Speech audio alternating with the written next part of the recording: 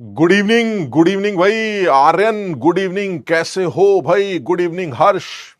Good evening Aditya. Good evening, good evening, good evening बेटा। Good evening Shaurya, Utkarsh, Aarzoo, Mehak, Ashok, Megha. Good evening, good evening, good evening Harshit, Om. Good evening Urmil, Vidisha, Vidhi. Good evening. Oh honey good evening, Deep Shikha good evening, Swati good evening, Junaid good evening, Riya good evening, Mehak good evening, Yogesh good evening, Neha good evening, बहुत सारे बच्चे good evening, good evening, good evening भाई। क्या हाल है, कैसे हो सब लोग? Good evening. अरे यार इतनी तेज चैट चल रही है यार, सबके नाम नहीं पढ़ पाएंगे, कैसी बातें कर रहे हो? सबको गुड इवनिंग, सबको गुड इवनिंग। क्या हाल चाल है भाई? Good evening, good evening, good evening, good evening. एक आध नाम जो है ना, वो जब चलती है तेज चैट तो एक आध नाम ऐसे लगते हैं कि सुने हुए हैं ना, तो जो सुने हुए नाम से लगते हैं ना, उनका ही नाम लिया जा पाता है। कुछ अलग नाम होगा तो वो नहीं पढ़ने में आता। Good evening, good evening Harsh. Good evening श्रेष्ठ, श्रेष्ठ good evening, lucky good evening, Rohit good evening. क्या हाल है भाई सब लोगों के? क्या चल रहा है? क्या कर रहे थे? पढ़ाई लिखाई कैसी चल रही है? अब देखो, पढ़ाई लिखाई अब शुरू कर दो यार। अब तो हो गया, बहुत हो गया है ना। अब तो बहुत हो गया।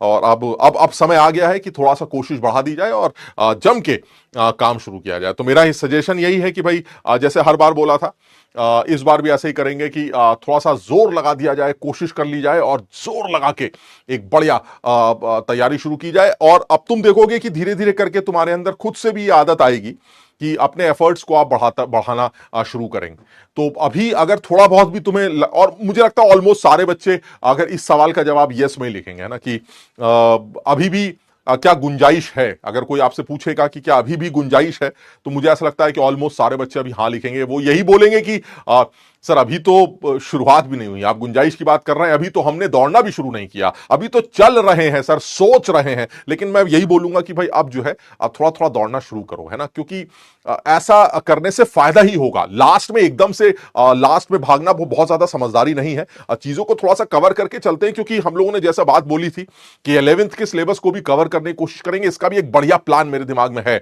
वो तुम्हें बताऊंगा मैं। और उससे भी तुम्हें फायदा होगा बहुत ज्यादा। तो 11th के की टेंशन हटा देते हैं, 12th के बारे में सोचते हैं।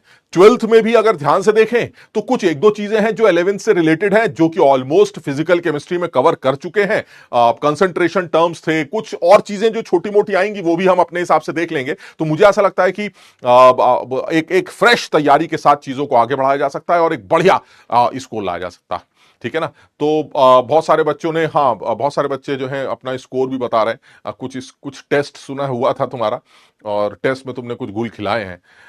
थोड़ा सा मेहनत तो करनी है भाई, है ना। जिन बच्चों के मार्क्स ठीक आए हैं बहुत अच्छी बात, और जिन बच्चों के मार्क्स अच्छे नहीं आए वो थोड़े से और कोशिश करें। आरजे सर के लिए क्या लिख रहे हो भाई तुम लोग? अ, नाराज हैं यार? हरकतें तुम्हारी ऐसी हैं तो इसमें कुछ कर तो सकता नहीं कोई आदमी जो है। अब एक आदमी जो है बेचारा जान दिए जा रहा है, मेहनत किए जा रहा है, मेहनत किए जा रहा है, भाई उसकी मेहनत का रिजल्ट नजर आए, बच्चे कुछ करें, सोचें। बच्चे आज भी वैसे ही हैं जैसे 10वीं में थे, 11वीं में थे, बिल्कुल वही सिचुएशन है। अगर सिचुएशन बदली ही नहीं तो यार तो कोई फायदा ही नहीं होगा। आप समझ बात को। तो अगर टीचर की नाराजगी लाजमी है ना, टीचर की नाराजगी लाजमी है। अब वो टीचर ज्यादा नाराज होगा यार जो ज्यादा मेहनत कर रहा है ना। जितनी ज्यादा वो मेहनत कर, पेपर उसको थोड़ी ना देना है यार, समझ रहे बात को। पेपर राजभर सर को थोड़ी ना देना है। वो ये चाह रहे हैं कि भाई ऐसा है, मैं जान लगा रहा हूं तो बच्चे, हर बच्चा अपना मैक्सिमम आउटपुट दे, है ना, यही तो कोशिश होगी। तो ऐसे में अगर उनको ऐसा लगता है कि यार तुम अभी भी बदतमीजी पे उतर आए हो, है ना, बकवास कर रहे हो, पढ़ाई लिखाई पे ध्यान नहीं है तुम्हारा, उल्टी सीधी चैट चल रही है, तो ऐसे में यार टीचर को गुस्सा आएगा यार, और वो तुम्हें समझाएगा भी और डांटेगा भी, है ना। तो भाई मैं तो यही बोलूंगा कि हाँ, ऐसे में बेस्ट यही है कि टीचर को इस मोड में टीचर को खुश करने का सबसे अच्छा तरीका दो है। एक ये कि आप बकवास को अवॉइड करें। बकवास इन द सेंस कि जो भी बकवास, स्पैमर वगैरह, जो भी जिसको कहते हो तुम, पता नहीं क्या, चैटिंग वैटिंग उल्टी सीधी, एक तो वो अवॉइड की जाए। दूसरा ये कि यार थोड़ा सा टीचर की बीच बीच में तारीफ कर दी जाए। आप समझ बात को। तो इस मोड में टीचर को जो है खुश करने का सबसे अच्छा तरीका जो है, हमें यही समझ में आता है कि सर क्या पढ़ाते हैं सर आप, वाह वाह वाह, ऐसे करके जो है थोड़ा सा, जैसे हमारे लिए तुमने दो चार बकरे गिरा दिए ऐसे तो हम खुश हो गए। यही यही तरीका है। और दूसरा ये कि यार आप देखो, बात बड़ी साफ है, ये तो मजाक की बात कर रहा था, बात बहुत क्लियर है। अगर 11वीं की हालात जैसे थे, हमें नहीं पता कैसे थे, हमें यह पता है कि कैसे थे, मेरी बात समझ रहे हो, खराबी थे, है ना। तो 11वीं के जो हालात थे तुम्हारे, अगर वो हालात अभी भी तुमने नहीं सुधारे, यानी अपनी हरकतों से तुम बाज ना आए, तो तुम्हें नुकसान होगा। इसमें हमारा जो रोल होगा या सर का रोल होगा या किसी भी टीचर का जो रोल होगा वो ये होगा कि वो तुम्हें सिर्फ समझा सकते हैं। आप समझ रहे हैं, डांट दिया, समझा दिया, लेकिन उसके बाद भी सब कुछ तुम्हारे हाथ में ही होगा। करना है, नहीं करना है, अच्छा करोगे, खराब करोगे, ये सब तुम्हारे हाथ में होगा। तो इसलिए भाई सजेशन यही है हमारा कि थोड़ा सा जो है अब सीरियस हो जाओ यार। अब किसी भी टीचर, अगर राजवंश सर नाराज हैं या राजवंश सर ने कुछ बोल दिया तुम्हें या तुम्हें कुछ समझाने की कोशिश की है, तो यार जिस वजह से कहा है उन्होंने, ये सोचो बस कि सर ने किस बात के लिए हमको बोला, या हमने ऐसी क्या हरकतें की, या हम बच्चों ने ऐसी क्या हरकतें की जिसकी वजह से ये बातें निकल के आई। तो भाई मैं यही सजेस्ट करूंगा, भाई ऐसा है। और क्या है यार, टीचर को क्या बुरा लगता है? टीचर को यही बुरा लगता है साला पढ़ा रहे हैं, वो बकवास कर रहा है। आप समझ रहे हैं, टीचर ने इतनी जान लगा के कोई कॉन्सेप्ट समझाया, चलिए 2 बार समझा दिया, 3 बार समझा दिया, चौथी बार फिर से कमेंट आ रहा है सर रिपीट कर दीजिए। ऐसे में यार समझो बात को कि एक आदमी अगर हेलमेट लगा के बैठा है, तो टीचर चाहे जितना काबिल क्यों ना हो, चाहे जितना चिल्ला चिल्ला के क्यों ना पढ़ा रहा हो, चाहे जितनी खूबसूरती से क्यों ना पढ़ा रहा हो, जब हेलमेट लगा रखा है तो आवाज तो अंदर जाएगी नहीं। और ऐसे में जब आपको लगेगा अरे यार टीचर लग रहा चुप हो गया, तो धीरे से बोल दिया सर रिपीट कर दीजिए। ऐसे में टीचर को अफसोस होता है और बुरा लगता है ना। तो इन सब चीजों का थोड़ा सा ख्याल रखो भाई। और नहीं, कॉल आरजे सर को कॉल करने का कोई खास फायदा नहीं है। तुम कह रहे हो तो एक बार, लेकिन हम ये कॉल तभी करेंगे जब तुम जो है प्रॉमिस करोगे, है ना। तुम्हें ये प्रॉमिस करना पड़ेगा कि भाई अब हम किसी की क्लास में भी, इवन आरजे सर हो चाहे मैं हूं, कोई भी टीचर हो, उसकी क्लास में स्पैमिंग या किसी तरह की बातें, बकवास नहीं करेंगे। और सब लोग प्रॉमिस करें कि भाई अब हम जो है लग के मेहनत करेंगे, खूब कोशिश करने की, खूब पढ़ाई करने की कोशिश करेंगे। अगर ऐसा कुछ तुम्हारा इरादा हो तब तो सर से बात की जा सकती है, अदरवाइज कोई फायदा नहीं। प्रॉमिस तो तुम कर रहे हो।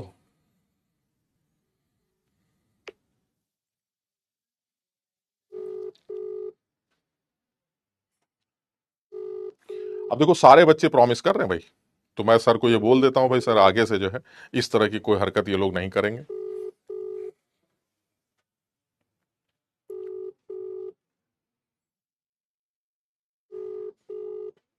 अभी सर बिजी होंगे मुझे लगता है कुछ काम में, तो सब लोग इस चीज का थोड़ा सा ध्यान दो भाई, है ना।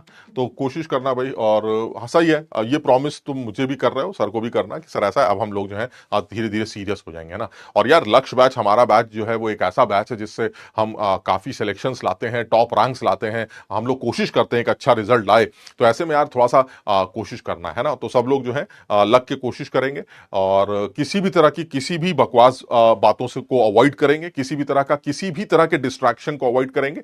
धीरे धीरे करके पढ़ने की कोशिश करेंगे, धीरे धीरे करके अपने आप को इंप्रूव करने की कोशिश करेंगे। आज ही तुमसे नहीं कहा जा रहा है कि जान लगा दो, बैंड बजा दो, उल्टा खड़े हो जाओ, तपस्या कर लो और ये कर लो वो कर लो ना।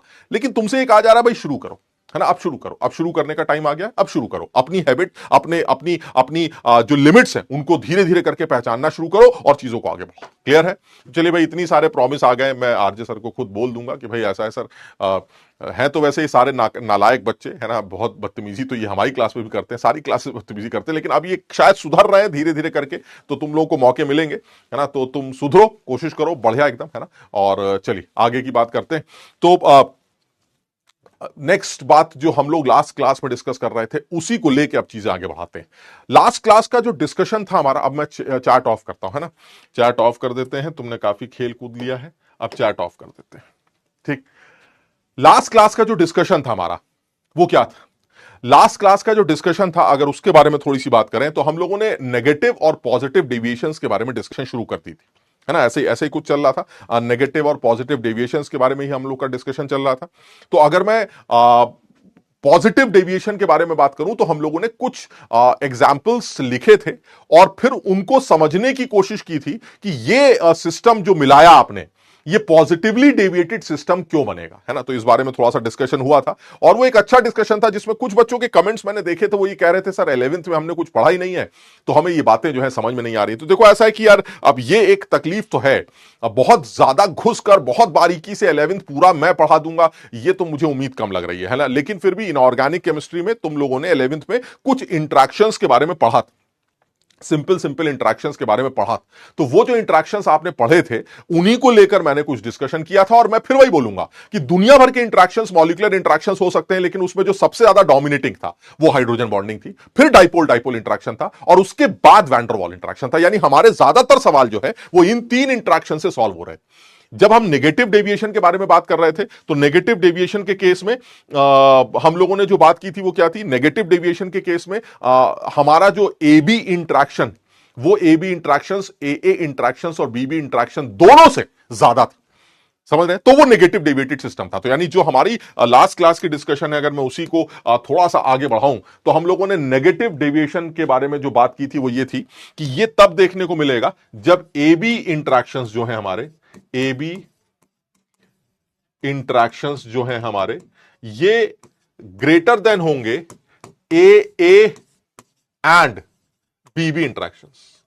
कहने का मतलब यह हुआ कि साफ समझ में आता है कि जब ए अकेले था अपने ए के साथ तो खुला खुला महसूस करता था, और जब ये ए बी के साथ जुड़ गया तो बंधा बंधा महसूस करता है।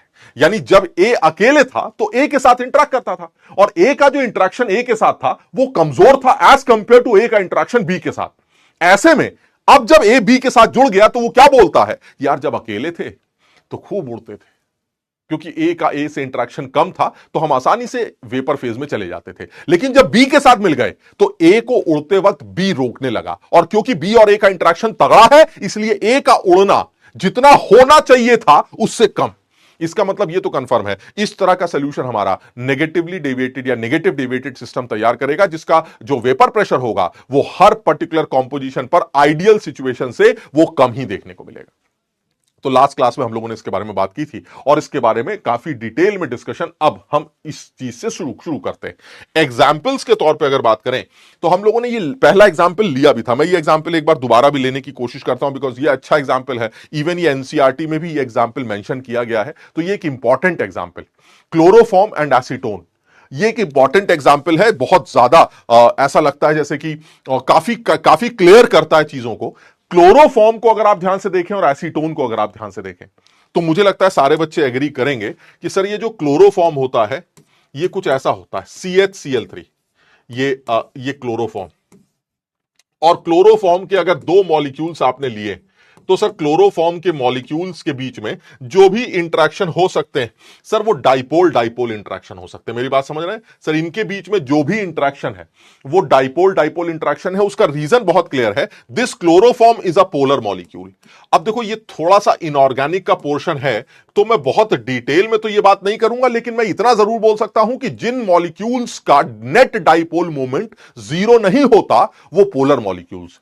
मेरी बात समझ रहे हैं? जैसे अगर आप यहां पर भी देखेंगे तो आपको दिखाई देगा कि सिर्फ this is the net dipole moment of chloroform is not zero. ये देख रहे हैं आप, ये net dipole moment. Sir net dipole moment zero नहीं, क्योंकि ये सारे वेक्टर से एक दूसरे को नलिफाई नहीं करेंगे, तो ऐसे में ये एक पोलर मॉलिक्यूल।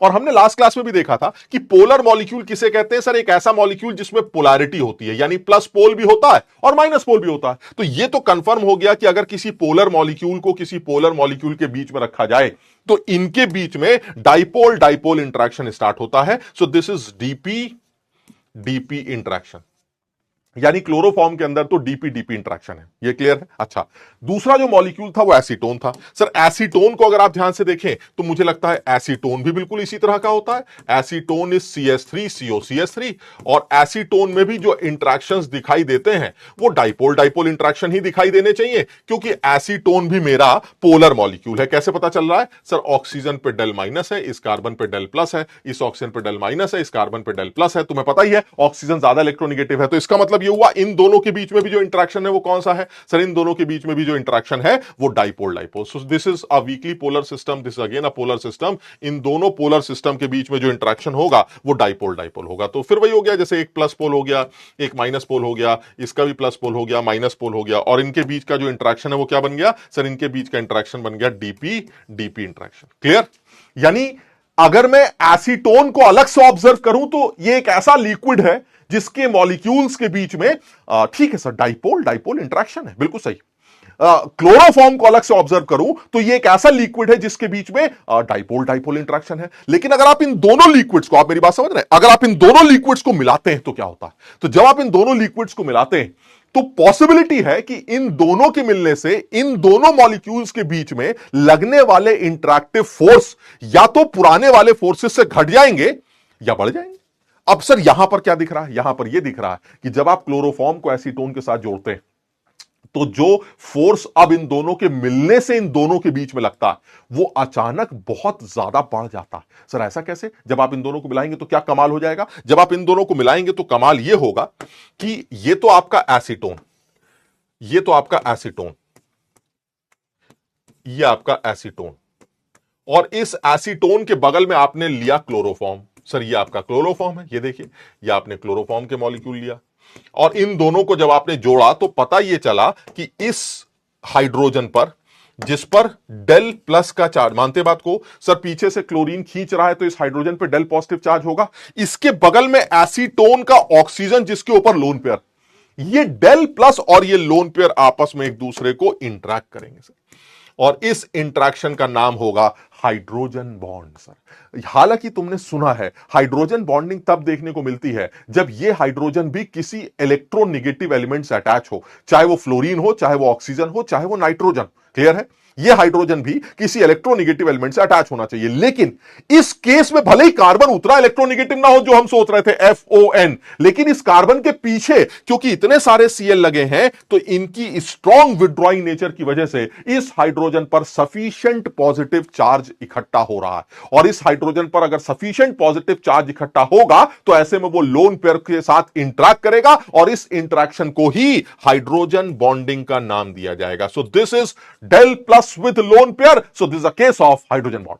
सर ये हाइड्रोजन बॉन्डिंग का केस, इसका मतलब ये हुआ सर हम अगर अकेले थे तो डीपीडीपी थे, हम अकेले थे तो डीपीडीपी थे, लेकिन हम दोनों जब मिल गए तो एचबी आ गया। सर इसमें कोई शक नहीं है sir, HB is greater then this force DPDP and this force DPDP. So since the interaction between two liquids is greater than the individual interactions of A and B liquids, so ultimately this shows a negative deviation system। तो ये एक negatively deviated system तैयार होने वाला है क्योंकि इस case में हाइड्रोजन बॉन्डिंग ओवरकम कर रही है डीपीडीपी इंटरेक्शन से। जल्दी से बताओ क्या ये वाली बात सब लोगों के लास्ट क्लास में समझ में आ गई थी?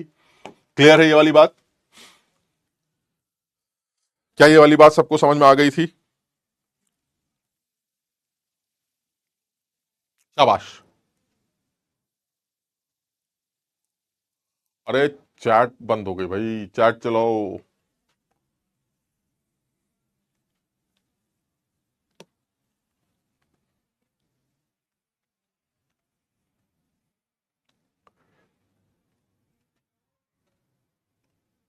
शाबाश,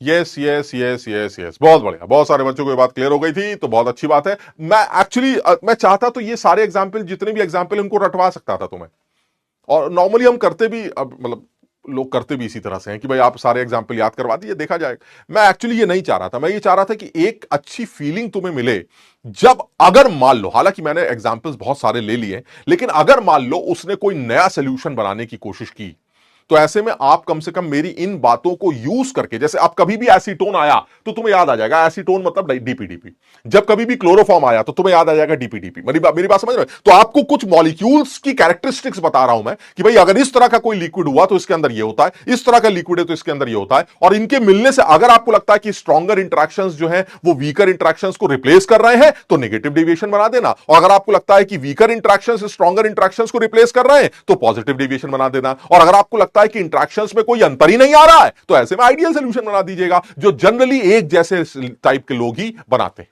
क्लियर है? समझ में आ गया? बहुत बढ़िया। चलिए अब नेक्स्ट एग्जांपल पे आते हैं, फटाफट आगे बढ़ाते हैं चीजों को। नेक्स्ट एग्जांपल जो है हमारा वो ये अच्छा है ना, मैंने बोला भी था, कुछ बच्चों ने मैसेज किया था तो मैंने जवाब भी दिया था, इस राज से पर्दा जो है वो आज हटाया जाए। ये एक अच्छा एग्जाम्पल है और ये टफ एग्जाम्पल है, ये एक टफ एग्जाम्पल है, बहुत सारे बच्चे इसको गलत करके आते हैं। जेई ने हालांकि मेंस या एडवांस लेवल पर कभी भी इस एग्जाम्पल से डायरेक्ट सवाल नहीं पूछा है लेकिन डायरेक्ट नहीं पूछा है। मैंने तुम्हें लास्ट क्लास में दिखाया भी था, मैं आज भी दिखा दूंगा तुम्हें। एक सवाल आया, बट ये एक अच्छा एग्जाम्पल है कि क्लोरोफॉर्म को बेंजीन के साथ जोड़ने से क्या हो।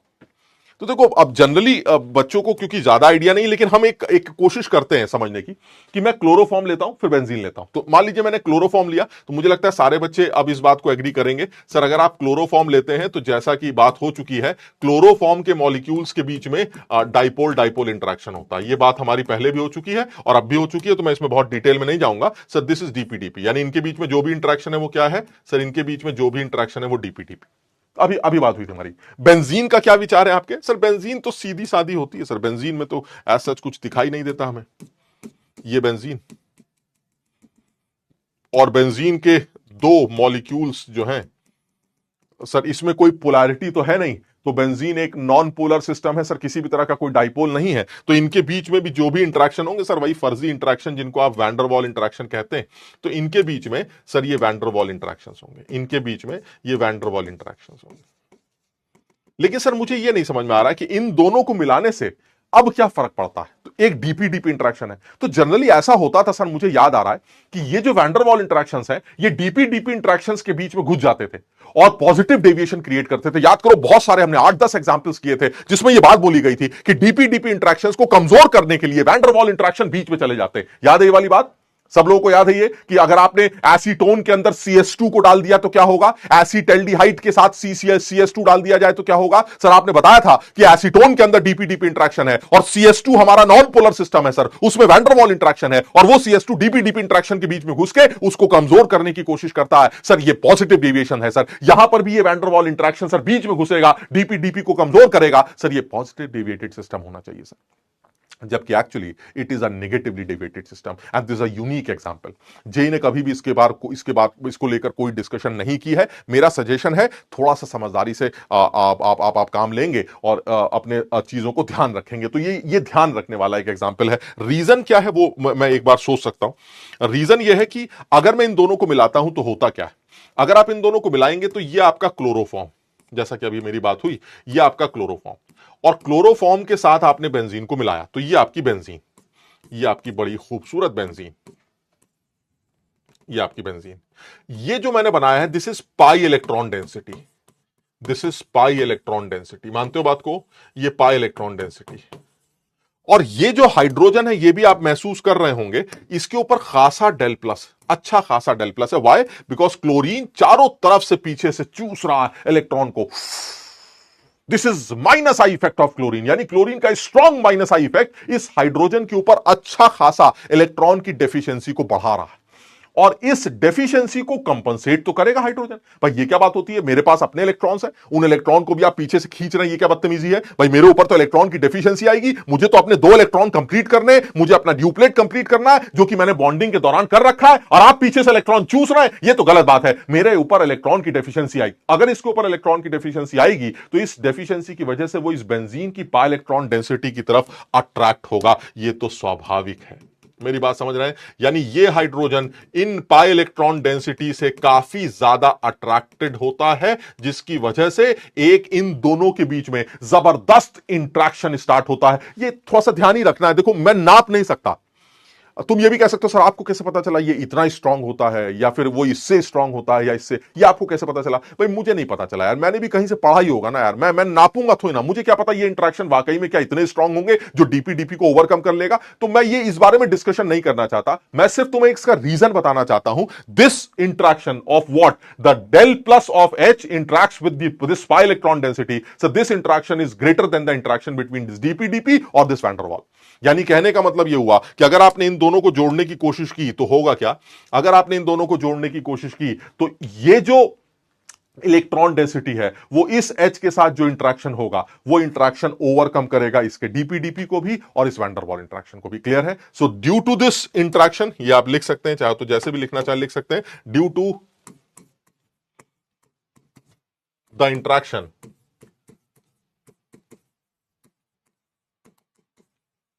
of H and pi electron density,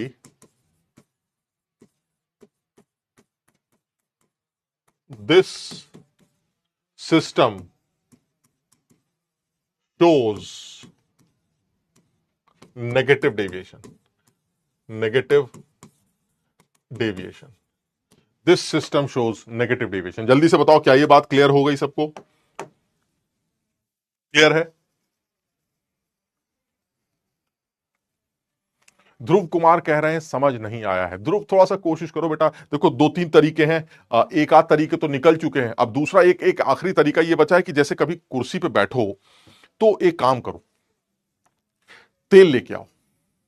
ठीक, कुर्सी पे बैठ गए और तेल ले लिया, सर पे नहीं लगाना है, उस तेल से घुटनों की मालिश करो कम से कम 10 मिनट तक, दोनों घुटनों की, क्योंकि पता नहीं ना कि दिमाग किस घुटने में, आप समझ बात को, तो दोनों घुटने की देर तक 10 मिनट तक मालिश करो। देखो अगर यह काम 15-20 दिन लगातार किया जाए तो हो सकता है फायदा हो, इसका कोई बड़ी बात नहीं, हो सकता है फायदा हो।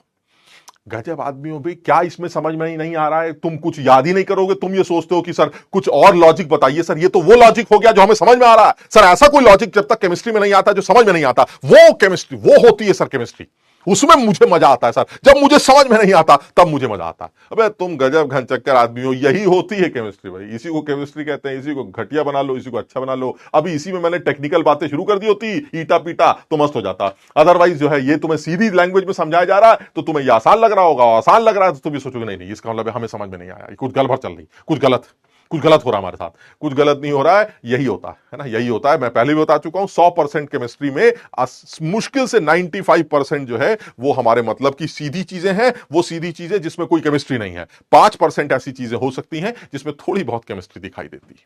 क्लियर है? समझ में आ गया? समझ में आ गया? चलिए बहुत बढ़िया, आगे बात करते हैं। नेक्स्ट एग्जांपल और ले लेते हैं। ये देखिए, अब तो फिर वही, अब तो ये सारे बच्चे इसका आंसर दे सकते हैं सर। अब क्योंकि थोड़ा थोड़ा सीखना शुरू किया हमने, हम थोड़ी थोड़ी चीजों को समझ पा रहे हैं।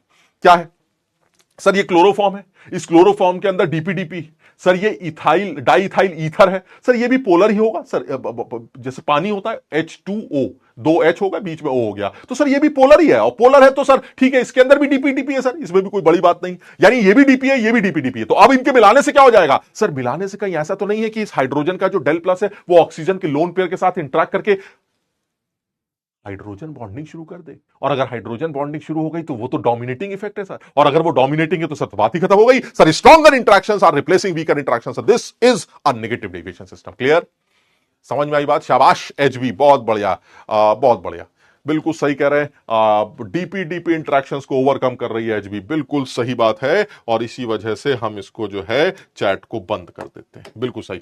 यानी क्लोरोफॉर्म को अगर आप देखें तो क्लोरोफॉर्म के अंदर बात हो चुकी है CHCl3 का एक आदमी और CHCl3 का जो दूसरा आदमी है, इनके बीच में जो भी इंटरेक्शन है वो डीपीडीपी, यानी इनका interaction DPDP.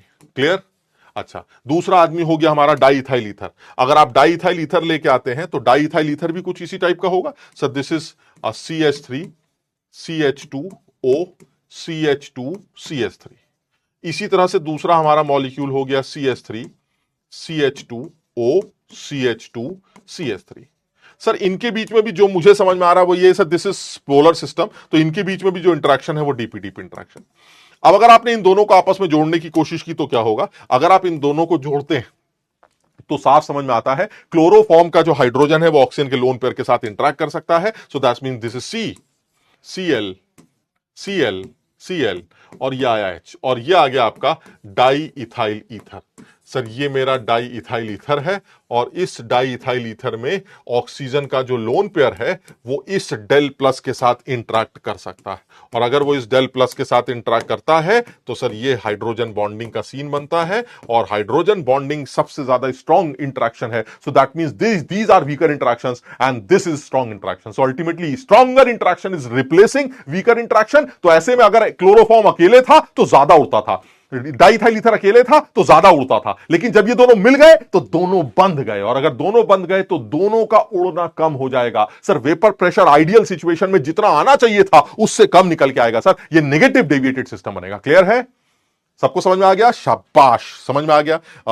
HB is over DPDP. तुम अपने हिसाब से इस बात को पूरा कंप्लीट भी कर सकते हो और लिख भी सकते हो। चलिए एक और एग्जांपल ले लेते हैं, H2O और HCl या HNO3 और H2O के साथ। तो ये भी बड़ा इंपॉर्टेंट एग्जाम्पल है, बच्चों को बहुत कम समझ में आता है। तो अगर मैं ये मानूं जैसे ये H2O है ना, ये H2O हो गया, और ये आपका मान लीजिए HCl का सोल्यूशन हो गया। So this is H2O and this is concentrated, ये HCl।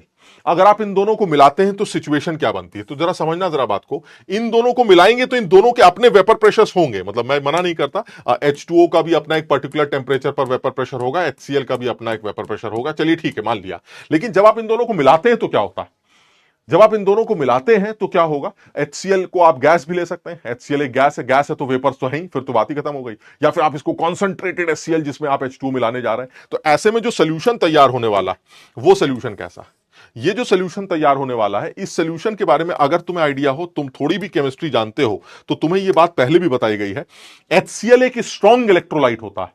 अगर इसको पानी के अंदर डाला जाए या ये गैस अगर पानी में जाती है तो 100% डिसोसिएट कर जाती है। यानी कहने का मतलब यह हुआ ये H प्लस और Cl माइनस में ब्रेक कर जाएगी। यानी कहने का मतलब यह हुआ कि आपने अगर H2O के अंदर HCl गैस डाली या कॉन्सेंट्रेटेड HCl को आपने H2O के अंदर डाला, तो ऐसे में क्या होगा, ऐसे में सर एक चीज तो बहुत साफ है कि सर इन दोनों के मिलने से जो HCl का कॉन्सेंट्रेटेड सिस्टम है या जो HCl गैस है वो इस वाटर सोल्यूशन में आते ही 100% डिसोसिएट कर जाएगा। सर ये आयनिक फॉर्म में ब्रेक कर जाएगा सर। यानी ये HCl जिसकी कुछ वेपर्स बना करती थी, लेकिन जब ये पानी के अंदर आएगी तो इसकी वेपर्स नहीं बनेंगी, क्योंकि अब ये HCl है ही नहीं, क्योंकि ये आयंस में ब्रेक कर गई। और आयंस इवेपोरेट नहीं करते sir. Since ions do not evaporate the vapour pressure decreases. समझो बात को, and this is again a negative derivated system. समझो बात को, यानी मैं ये बताना चाह रहा हूं, ये सब बातें जो है कम लोगों को पता रहती हैं, इसलिए इन सब बातों को ध्यान से सुनना है। यानी H2O HCl के मिलने से जब ये HCl H2O के अंदर जाती है तो ये डिसोसिएट करने लगता है। इस डिसोसिएशन से आयंस बनते हैं, और जब ये आयंस बनते हैं तो आयंस क्योंकि इवापोरेट नहीं कर सकते, इसलिए वेपर प्रेशर डिक्रीज कर जाता है। समझ रहे हो? यानी इसको आप चाहे तो लिख सकते हैं, after mixing HCl dissociates into H plus plus Cl minus, and these ions do not vaporize, so vapor pressure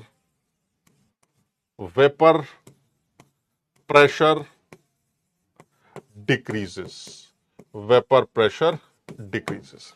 समझे? और ये सेम कहानी किसके साथ है, HNO3 के साथ। ये जो HNO3 है ये भी किस फॉर्म में आ जाएगा सर, ये H प्लस और NO3 माइनस के फॉर्म में आ जाएगा सर। ये आयंस के फॉर्म में आ जाते हैं, और आयंस के फॉर्म में आते ही ये इवापोरेट करना या उड़ना बंद कर देते हैं, और जब एक हिस्सा उड़ेगा ही नहीं तो वेपर प्रेशर तो पक्का डिक्रीज कर जाएगा। इसलिए ये सिस्टम भी एक नेगेटिव डेविएटेड सिस्टम की कैटेगरी में आता है। क्लियर?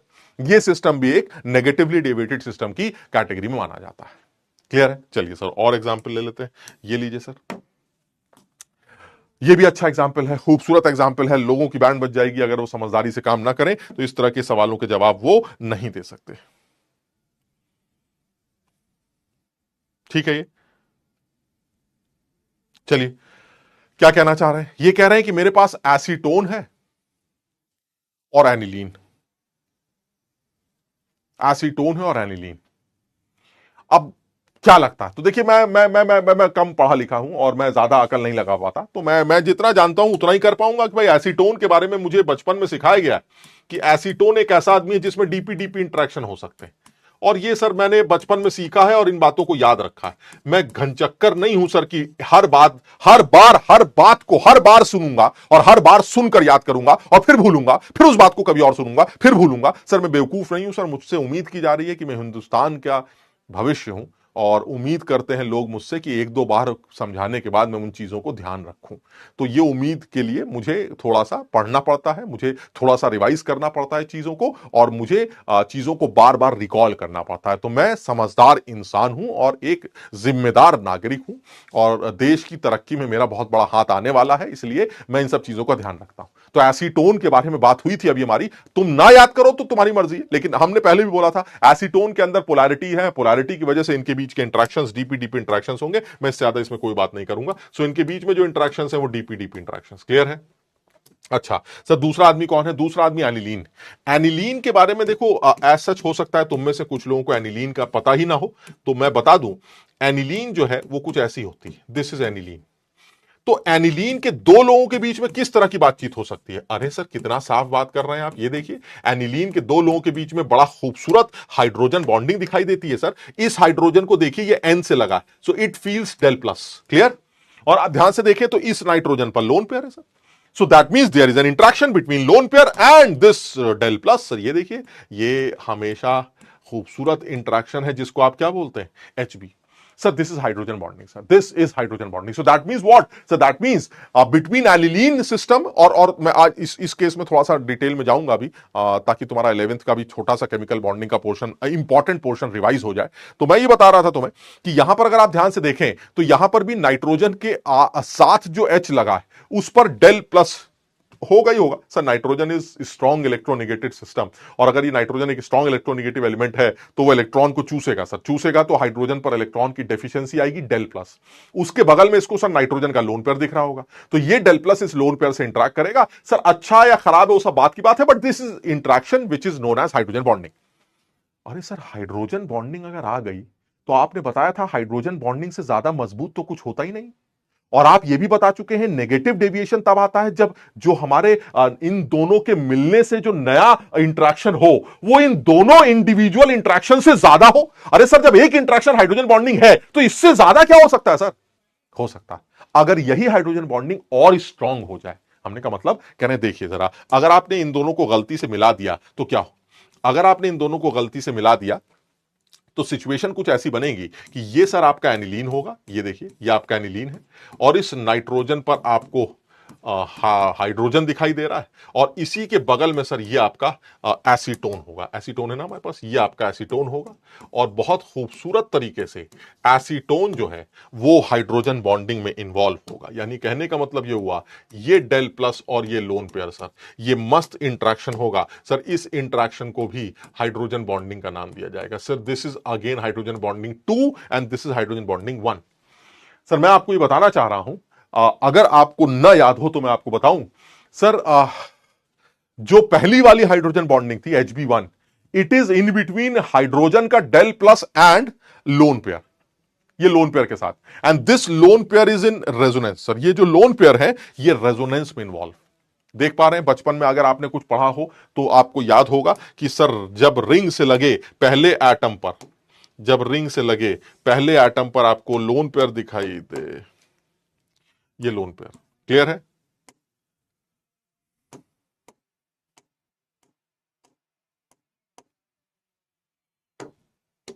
तो ये जो लोन पेयर है, ये लोन पेयर यहां पर देखते हैं, ये जो लोन पेयर है ये रेजोनेंस में इन्वॉल्व, ये देखते हैं लोन पेयर रेजोनेंस करते हैं ऐसे। तो अगर ये लोन पेयर रेजोनेंस में इन्वॉल्व हैं तो ये डेल प्लस के साथ इंटरेक्ट ही बहुत कम कर पाएंगे, क्योंकि ये तो चक्कर काट रहे हैं, रेजोनेंस का मतलब है चक्कर काटना, तो ये तो लोन पेयर चक्कर काट रहे हैं, तो ऐसे में डेल प्लस के साथ इंटरेक्शन इतना फिजिबल नहीं। लेकिन सर यहां पर तो लोन पेयर रेजोनेंस में इन्वॉल्व नहीं है, these lone pairs are available, these lone pairs are available, ये तो अवेलेबल है, और ये वाले जो लोन पेयर हैं दीज लोन पेयर्स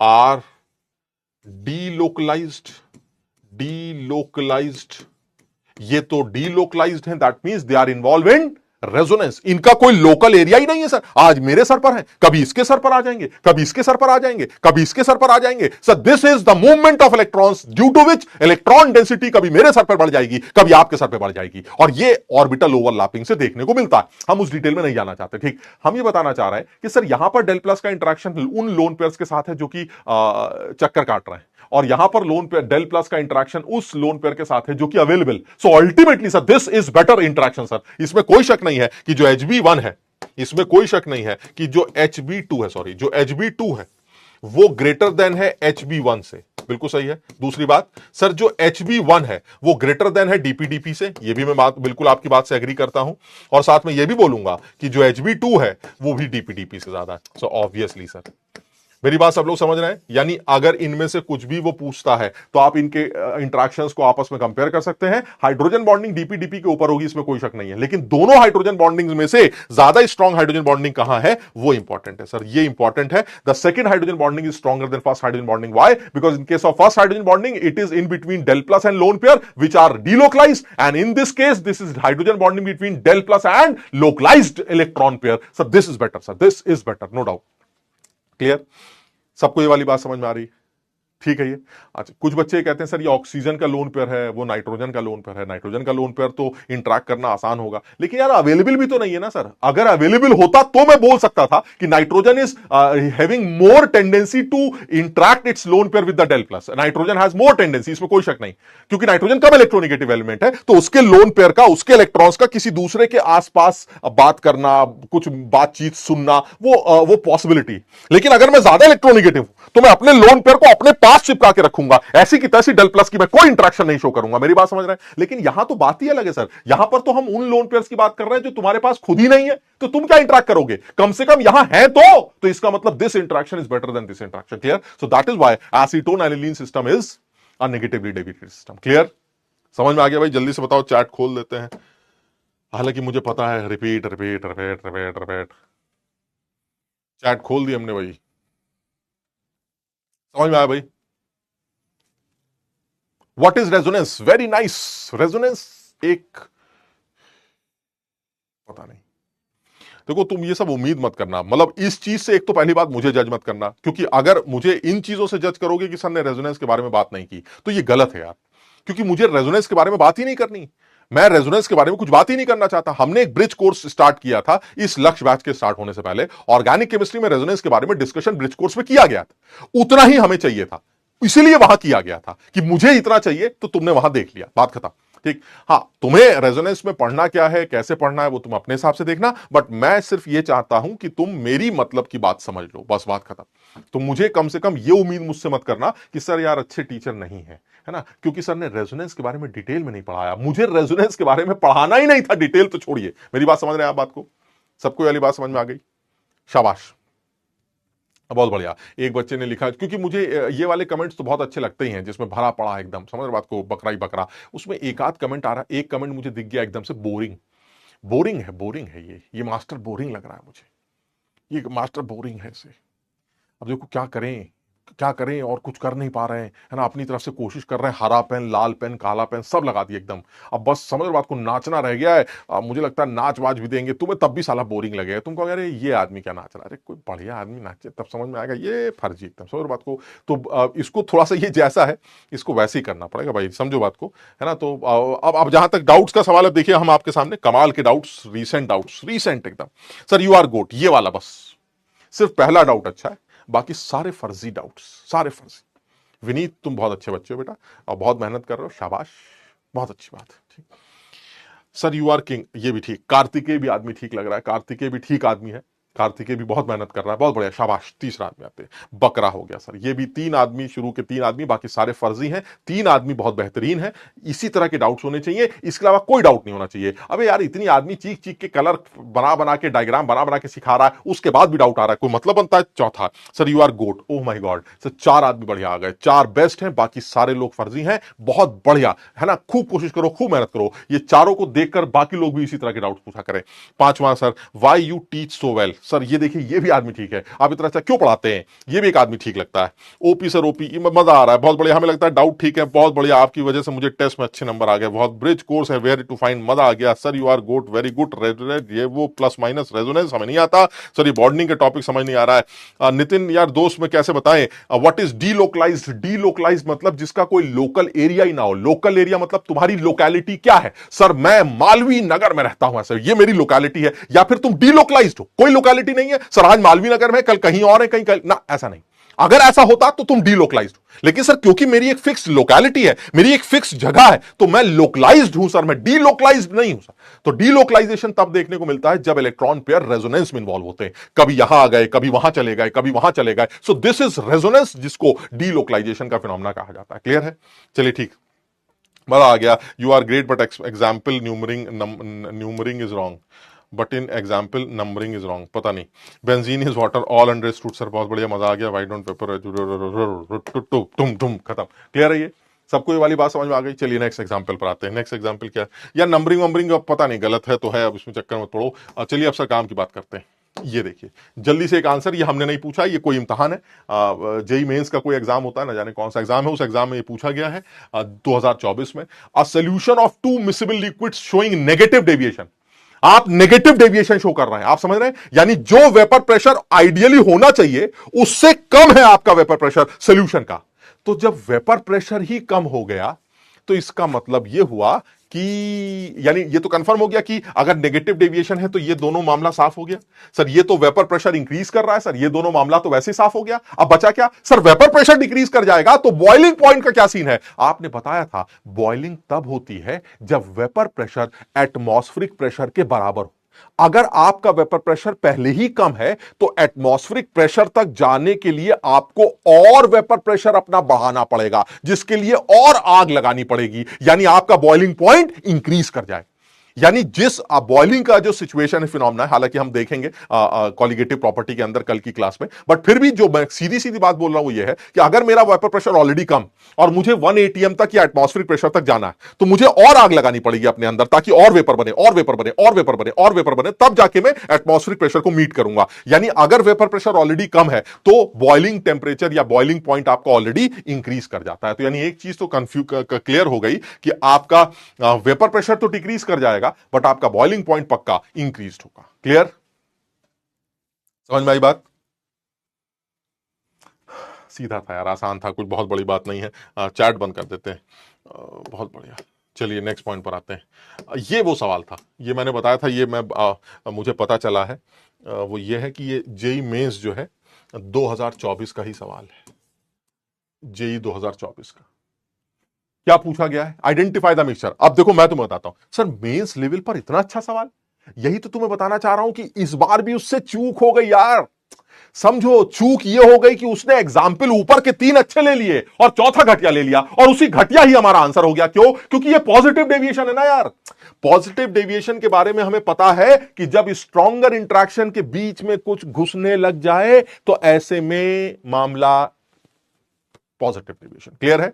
जैसे पहला मुझे नहीं आता, दूसरा मुझे नहीं आता, तीसरा मुझे नहीं आता। छोड़िए सर, इतने तगड़े तगड़े एग्जाम्पल देख रहे हैं सर, क्या एग्जाम्पल दिया गया है, किसके समझ में आएगा सर? ये नेगेटिव डेविएशन है, कौन समझ पाएगा इसको? आप समझ रहे बात को? अच्छा सवाल तो ये तब बनता सर जब ये एडवांस लेवल पर पूछा जाता और मल्टी करेक्ट होता। सर आधे से ज्यादा 90% लोग जो है इस आदमी को भी पॉजिटिव डेविएटेड सिस्टम बोलते। क्यों? Because chloroform DPDP, benzene van der Waals, और जब भी डीपीडीपी और वैंडरवॉल होता है सर वो वैंडरवॉल को कमजोर कर देता है, सर वो डीपीडीपी को कमजोर कर देता है, यानी C6H6 इस CHCl3 को कमजोर कर देगा। क्लियर है भाई? ये आपका डीपीडीपी हो गया और ये आपका वैंडरवॉल हो गया। और आपने क्या पढ़ा है? वैंडरवॉल बीच में घुसकर डीपीडीपी को कमजोर करता है, यही हमने पढ़ा। वैंडरवॉल बीच में घुसकर डीपीडीपी को कमजोर करता है। लेकिन आप समझिए बात को, जो कि यहां हो भी रहा है, यहां भी हो रहा है। देखिए this is acetone DPDP and this is van der Waals. क्या जवाब है सर? ये बीच में घुसेगा और बीच में घुस के वैंडरवॉल डीपीडीपी को वीक करेगा। Sir this is positive deviation. Sir ये मेरा पॉजिटिव डेविएशन है, यानी आंसर सिर्फ एक सही होगा अगर ये सिंगल करेक्ट। लेकिन बहुत सारे गधे जो हैं इस आंसर को भी सही कराते हैं। क्यों? क्योंकि वो ये सोचते हैं कि ये भी तो डीपीडीपी वैंडरवॉल है, ये भी डीपीडीपी वैंडरवॉल है, ये भी डीपीडीपी वैंडरवॉल है, ये वैंडरवॉल इस डीपीडीपी को कमजोर करेगा तो पॉजिटिव डेविएशन आएगा, तो फिर ये वैंडरवॉल भी तो इसको कमजोर करेगा ना।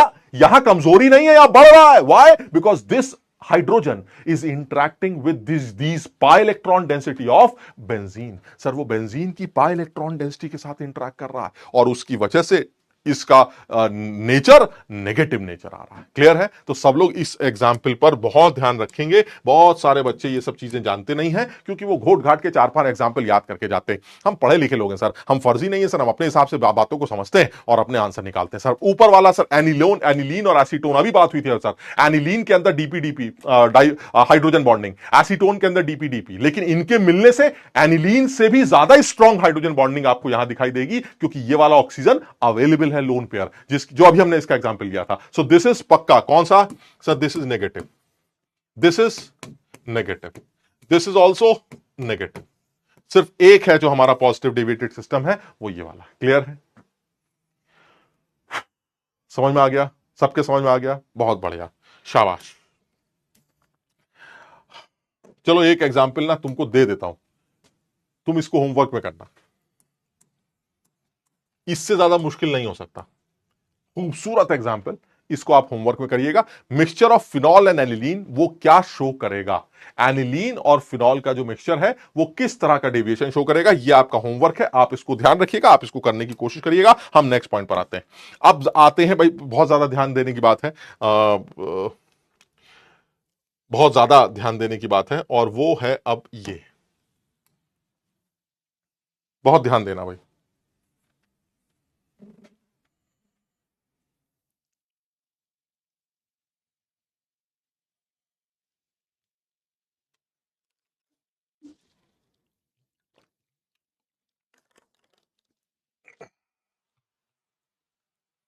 हमने जो अभी पढ़ा है वो ये पढ़ा था कि सर अगर मैं प्रेशर कॉम्पोजिशन कर्व बनाऊं, तुम्हें याद होगा हमने प्रेशर कॉम्पोजिशन कर्व बनाया था, बहुत ध्यान से सुनना यार। और दूसरा, फिर एक बात बोलूंगा, एक बार दोबारा जरूर पढ़ना। मैं जिस कॉन्सेप्ट को अब डिस्कस करने जा रहा हूं ये नॉर्मल लोगों के समझ में आने वाला नहीं, पहली बात। दूसरी बात, क्योंकि ये नॉर्मल लोगों को बताया ही नहीं जाता। आप कहीं नहीं पढ़ेंगे, कहीं नहीं दिखाया जाएगा आपको, इस तरह से समझाया जाएगा, कहीं कहीं कुछ नहीं मिलेगा। इसलिए आप जरा समझने की कोशिश करिएगा। ये बहुत समझदारी से डिटेल में अपनी भाषा में तुम्हें कुछ समझाना चाह रहे हैं। आप समझ रहे बात को, तो जरा मेरी भाषा में इस बात को समझने की कोशिश करिएगा, लेकिन तब जब आप हर बात को याद रखते चले। तुम्हें यह याद है कि हमने प्रेशर कॉम्पोजिशन कर्व एक आइडियल सोल्यूशन के लिए बनाया था, ठीक है। और तुम्हें बाकायदा ये समझाया गया था कि ये ऊपर वाली जो लाइन है ये लिक्विड के कॉम्पोजिशन की वजह से आने वाले वेपर प्रेशर को रिप्रेजेंट करती है, ये लिक्विड की लाइन है। नीचे वाली वेपर वाली लाइन है। वेपर का कॉम्पोजिशन नीचे से निकल के आता था, लिक्विड के कॉम्पोजिशन को यूज करके आप वेपर प्रेशर ऊपर से निकाला करते थे, ठीक है। वो याद है ना, ऐसे ऐसे ऐसे ऐसे ऐसे ऐसे हमने ये बनाया। This is normal ideal situation का प्रेशर कॉम्पोजिशन का, ठीक। अगर ये सोल्यूशन आइडियल है तो ठीक, लेकिन अगर ये सोल्यूशन नॉन आइडियल तो क्या होगा सर? अगर ये नॉन आइडियल है तो it means either it will be positively deviated और negatively deviated. If it is slightly और weak positively deviated system, it will be like this. समझा जरा बात को।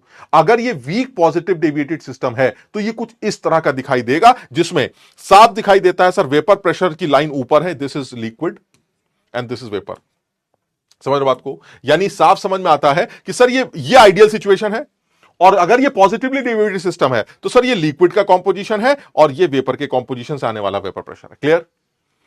अगर वीकली नेगेटिव डेविएटेड सिस्टम की बात करें तो सर ये आइडियल सिचुएशन है। इस आइडियल सिचुएशन में सर ये एक कर्व है और ये एक कर्व है, सर बिल्कुल उसी तरह से जैसे ये है वैसे ये है, बस फर्क कितना है सर, ये नेगेटिवली डेविएटेड सिस्टम है वीक, और ये पॉजिटिवली डेविएटेड सिस्टम है वीक, ठीक। लेकिन इट इज ऑब्जर्व्ड, समझिए बात को, यानी यहां से आप आगे चले कुछ ऐसे, जरा समझना। लेकिन इट इज ऑब्जर्व्ड कि अगर यही वीक पॉजिटिव डेविएटेड सिस्टम या ये वीक नेगेटिव डेविएटेड सिस्टम ज्यादा स्ट्रॉन्ग नेगेटिवली डेविएटेड या स्ट्रॉन्ग पॉजिटिवली डेविएटेड सिस्टम होता तो यही कर्व्स जो आपने प्रेशर कॉम्पोजिशन कर्व्स बनाए हैं ये कुछ ऐसे दिखाई देने लगते। हमने कहा यार ये एक सेकंड ये क्या कर दिया आपने, ये कुछ अलग सा दिख रहा है sir, this is positively deviated system. कैसे सर? वो कह रहा है सर देखिए ऐसा है, ये तो समझ में आ रहा है सर वेपर प्रेशर इस आइडियल सिचुएशन के ऊपर चल रहा है, हाँ तो sir this is positive deviation. और फर्क क्या है सर, जिस तरह से लिक्विड की लाइन, वेपर की लाइन सर उस लिक्विड वाली लाइन के जस्ट नीचे चलती थी, उसी तरह से सर ये आपका लिक्विड है और ये वेपर है। सर ये लिक्विड वाली लाइन चल रही है, ये वेपर वाली लाइन चल रही है, लेकिन फर्क सिर्फ इतना है कि एक पर्टिकुलर पॉइंट पर ये जाके मिल रहे हैं। सर ये मुझे समझ में नहीं आ रहा है कि ये पर्टिकुलर पॉइंट कौन सा आ रहा है सर, बस मुझे ये समझ में नहीं आ रहा है। ये स्ट्रॉन्ग डेविएटेड सिस्टम जो होते हैं, स्ट्रांगली नेगेटिव और स्ट्रांगली पॉजिटिव डेविएटेड जो सिस्टम होते हैं, उनके प्रेशर कॉम्पोजिशन कर्व्स ऐसे दिखाई देते हैं सर, ये कुछ इस तरह के होते हैं। क्या रीजन है इसका, क्या हो रहा है सर, हम समझ ही नहीं पा रहे। मैं तुम्हें समझाने की कोशिश करता हूं, फिर से बोल रहा हूं। आइडियल सिस्टम कुछ इस तरह का प्रेशर कॉम्पोजिशन कर्व शो करता है। अगर कोई वीक नेगेटिव हो तो कुछ इस तरह का, वीक पॉजिटिव है तो कुछ इस तरह का प्रेशर कॉम्पोजिशन कर्व शो करता है। लेकिन जो स्ट्रांगली नेगेटिव और स्ट्रांगली पॉजिटिवली डेविएटेड सिस्टम होते हैं, उनका प्रेशर कॉम्पोजिशन कर्व कुछ इस तरह का दिखाई देता है। तो मैंने कहा कि चलिए ठीक है सर, आप अगर कह रहे हैं तो हम आपकी बात मान लेते हैं sir, this is strong positive and strong negatively deviated system. बिल्कुल ठीक है सर, आप कह रहे हैं तो ले लेते हैं इस बात को।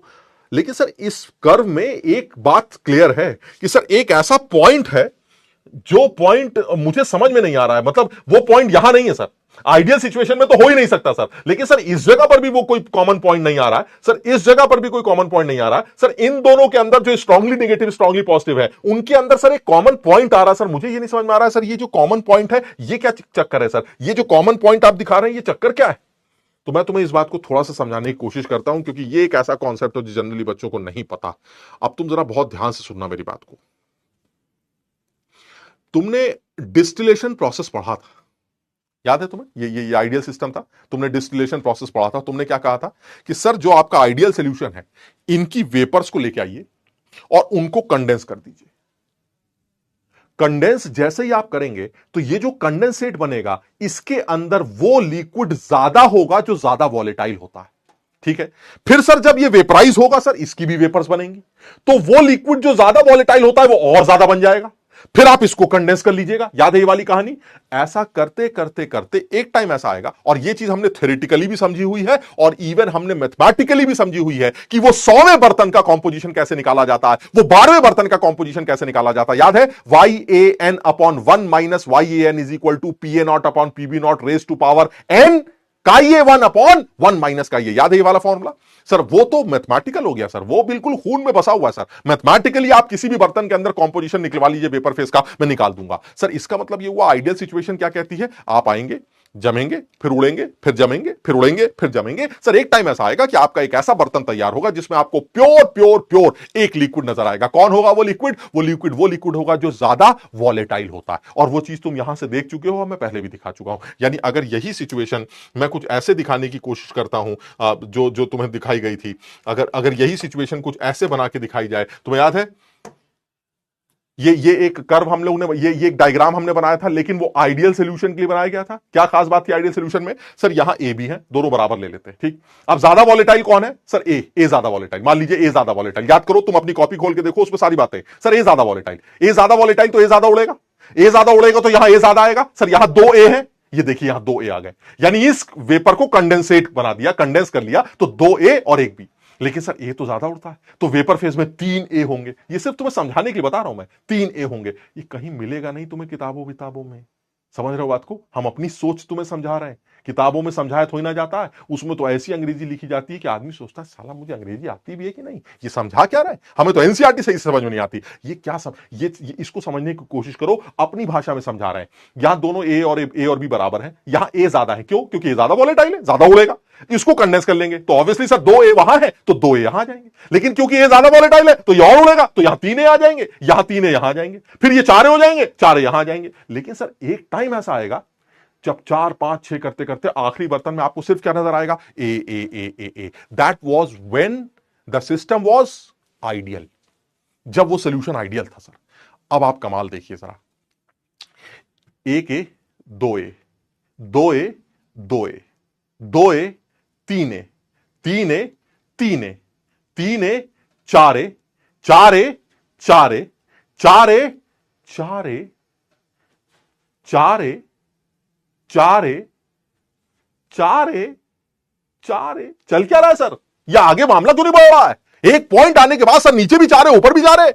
सर नीचे 4 ए, ऊपर 4 ए, ऊपर 4 ए, इधर आके फिर से नीचे 4 ए बन जाएगा, वो नीचे वाला 4 ए फिर से ऊपर 4 ए बन जाएगा, सर वो 4 ए फिर से 4 ए बन जाएगा। सर ये 4 ए के आगे बात क्यों नहीं बढ़ रही है? क्योंकि ये सिस्टम एक ऐसा सिस्टम बन चुका है जो कि अब एक कांस्टेंट बॉइलिंग सिस्टम बन गया है। सर अब आप इस सिस्टम को इससे ज्यादा सेपरेट नहीं कर सकते सर। अगर आइडियल सोल्यूशन होता तो आइडियल सोल्यूशन में आप ए और बी को लास्ट तक सेपरेट कर सकते थे सर, लेकिन इस सिस्टम को नहीं कर सकते। क्यों? क्योंकि सर ये अब एक एजियोट्रॉपिक मिक्सचर बन गया है सर। ये सिस्टम एक एजियोट्रॉपिक मिक्सचर बन चुका है सर, जिसके लिक्विड फेस का जो कंपोजिशन है 4 ए 1 बी, वही उसके वेपर फेस का कंपोजिशन है 4 ए 1 बी। सर जो नीचे है वही ऊपर है, वही ऊपर जमेगा तो जो यहां बनेगा वो वही होगा जो यहां था sir. They both are same. आप देख रहे हैं, दे both are identical.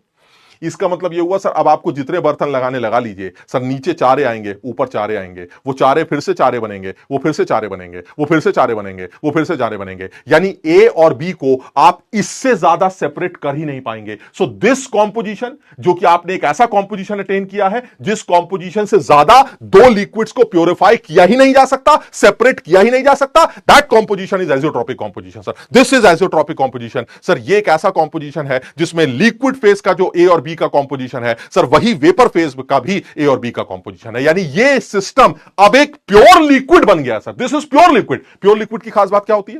Pure liquid, जरा सोचो, पानी। पानी की खास बात क्या है सर? पानी की खास बात यह कि H2O नीचे भी है और वही H2O ऊपर भी है सर। जितना नीचे वही ऊपर। मेरी बात समझ रहे हैं? यानी नीचे H2O का कॉम्पोजिशन, अरे सर अकेला है सर। कॉम्पोजिशन का क्या मतलब होता है? कॉम्पोजिशन तो सॉल्यूशंस में देखा जाता है सर। This is pure. और ऊपर सर, ऊपर भी प्योर, अकेला है सर। यही चीज यहां है सर। नीचे 4 है, एक भी, ऊपर भी 4 है, एक भी sir. That means this is like water sir. This is now pure liquid sir. ये एक प्योर लिक्विड की तरह बिहेव कर रहा है सर। अब आप इसको इससे ज्यादा सेपरेट नहीं कर पाएंगे। इसका एक फिक्स बॉइलिंग पॉइंट होगा सर। ये एक एजियोट्रॉपिक मिक्सचर बन चुका है। एजियोट्रॉपिक मिक्सचर एक ऐसा मिक्सचर होता है जिसमें लिक्विड फेज का कंपोजिशन और वेपर फेज का कंपोजिशन सेम हो जाता है। It is behaving like a pure liquid sir. अब ये एक प्योर लिक्विड की तरह बिहेव करने लगता है। समझो सर, इस बात को ना थोड़ा सा और अच्छी तरह से समझाइए सर। हम ही समझा सकते हैं, इसलिए समझो सारा बात को। सर वो जो कर्व आपने बनाया था, थोड़ा सा उससे समझाइए सर। आइडियल सिचुएशन में क्या होता था और नॉन आइडियल सिचुएशन में क्या होता था। चलिए सर आपको दिखाते हैं। तुम्हें याद होगा, एक आइडियल सिचुएशन तुमने बनाई थी, एक नॉन आइडियल सिचुएशन तुम्हारे सामने मैंने खोल रखी। एक ऐसी एग्जांपल ले लिया, this is positively deviated system, ठीक। इसी के बगल में छोटा सा, मैं थोड़ा समझाने के लिए सर, इसी के बगल में छोटा सा वो सिस्टम भी बना रहा हूं जो मैंने डिस्टिलेशन के दौरान बनाया था। जरा समझिएगा बात को।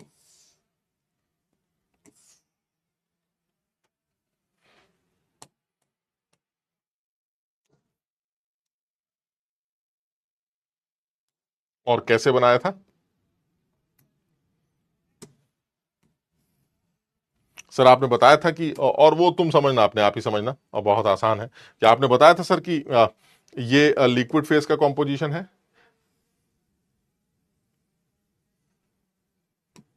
याद है? कुछ ऐसा चल रहा था सर। यानी सर ये लिक्विड का कॉम्पोजिशन है एक्स ए, इस एक्स ए से आपको मिला वाई ए सर। ये वाई ए हो गया सर। और यही वाई ए आपका फिर से क्या बन गया? एक्स ए। दूसरे बर्तन के लिए एक्स ए, एक्स से बना, तो अब उस बर्तन का वाई ए क्या होगा सर? आगे बढ़ाइए, जहां पीली लाइन को कट करता है ये वाई ए। सर इस तरह से आपने डिस्टिलेशन प्रोसेस में बताया था कि धीरे धीरे उड़ते उड़ते आप कहां तक पहुंच जाएंगे? उड़ते उड़ते आप ए के पास पहुंच जाएंगे और आपको प्योर लिक्विड मिल जाएगा। But this was the case of ideal system sir. ये एक आइडियल सिस्टम था sir. Now this is a non ideal system sir. Sir यही काम यहां भी करके देखिए ना सर। डिस्टिलेशन करते हैं सर, क्या दिक्कत है सर? दो लिक्विड को लेके आते हैं, एक फिक्स एक पर्टिकुलर कॉम्पोजिशन पे दोनों को मिला देते हैं। मिला दिया सर, अब क्या होगा सर? जैसे होता था, अब क्या कुछ नया थोड़ी ना होगा, जैसे होता था वैसे ही होगा सर। जरा करके दिखाइए। ये देखिए, ये देखिए सर, ये कॉम्पोजिशन ले लेते हैं, ये वाला। इस कॉम्पोजिशन पर वेपर लिक्विड का कॉम्पोजिशन अगर ये है, तो वेपर प्रेशर क्या होगा? ये होगा सर। अगर वेपर प्रेशर ये है, तो इसी वेपर प्रेशर को बनाने के लिए वाई वाई भी कैसे निकलेंगे सर? वो पैरेलली आगे बढ़ा दीजिए। ये लीजिए, पैरेलली आगे बढ़ा दिया सर। ये देखिए, पैरेलली आगे बढ़ा दिया। तो वाई की वैल्यू कितनी आ गई सर? वाई की वैल्यू, वाई की वैल्यू ये आ गई। ये देखिए, वाई निकल आया ये वाला, ये वाई आ गया। Clear sir? अगर ये वाई है तो ये जब कंडेंस होगा तो वो दूसरे का एक्स से बन जाएगा। हां बिल्कुल सही है। तो उस दूसरे वाले का वाई क्या होगा? तो सर जो ये वाई है वो अब दूसरे का एक्स से बन जाएगा। याद है ना सारी बातें? तो ये ऊपर उठेगा, ये नया वेपर प्रेशर होगा। इस नए वेपर प्रेशर पर वाई की वैल्यू कैसे निकाली गई थी सर? वाई की वैल्यू आगे बढ़ा के निकाली गई थी। फिर क्या होगा सर? ये देखिए, ये ऊपर चला जाएगा सर। ये देखिए, फिर ये आगे चला जाएगा सर। ये देखिए, फिर ये ऊपर चला जाएगा सर। बहुत बढ़िया सर। ये देखिए सर, ये आगे चला जाएगा। बहुत बढ़िया सर। ये देखिए सर, ऊपर चला जाएगा। बहुत बढ़िया सर। ये देखिए, आगे चला जाएगा। अरे वाह सर, प्योरीफाई हो रहा है सर। ए की तरफ आ रहे हैं सर। देखिए, ए की तरफ, जैसे यहां ए की तरफ आ रहा है वैसे यहां भी ए की तरफ आ रहा है। मजा आ रहा है सर, मजा आ रहा है। ऐसे चलिए सर, बहुत बढ़िया। ऐसे सर, ये देखिए, बहुत बढ़िया। ये देखिए, बहुत बढ़िया। ये देखिए सर, सड़ गया एकदम, खत्म हो गया सर। अब आप और आगे जा ही नहीं सकते सर, यही खेल खत्म हो गया आपका। मेरी बात सब लोग समझ रहे हैं सर? ये देखिए सर सिचुएशन, अलग अलग बर्तनों तक पहुंच रहे हैं सर आप। पहला बर्तन, दूसरा बर्तन, तीसरा बर्तन, चौथा बर्तन, पांचवा बर्तन सर। वाह वाह, ए बढ़ता जा रहा है, ए बढ़ता जा रहा है सर। देखिए, एक एक्से की वैल्यू बढ़ती जा रही है, बढ़ती जा रही है, बढ़ती जा रही है। लेकिन एक पॉइंट ऐसा आ गया सर, इस पॉइंट के बाद खेल ही खत्म हो गया सर। इस पॉइंट से ज्यादा तो हम प्योरिफिकेशन कर ही नहीं पा रहे हैं सर। इसके बाद एक्से की वैल्यू बढ़ाई नहीं जा सकती। क्यों सर? ये वो पॉइंट है जहां एक्से और वाई बराबर है sir. This is the point where X is equal to Y sir. This is azeotropic composition sir. This composition is azeotropic composition sir. ये एक एजियोट्रॉपिक कॉम्पोजिशन है सर।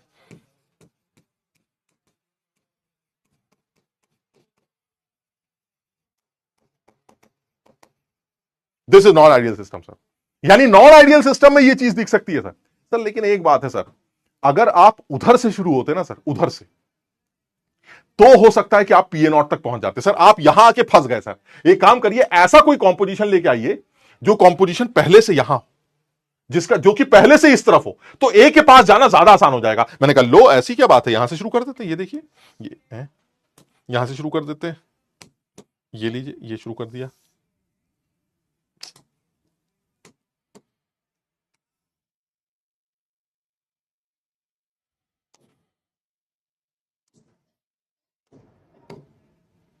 ये देखिए, यहां से शुरू कर दिया। ये देखिए आप, यहां से शुरू कर दिया। अब क्या होगा सर? कुछ नहीं सर। अब ये तो लिक्विड का कॉम्पोजिशन है सर। यहां से जो वेपर प्रेशर मिला उससे वेपर कॉम्पोजिशन कितना आएगा सर? आगे लाइन बढ़ाते हैं ना सर। ये देखिए, लो इधर आ गया सर। फिर ऊपर चले गए सर। फिर आगे चले गए सर।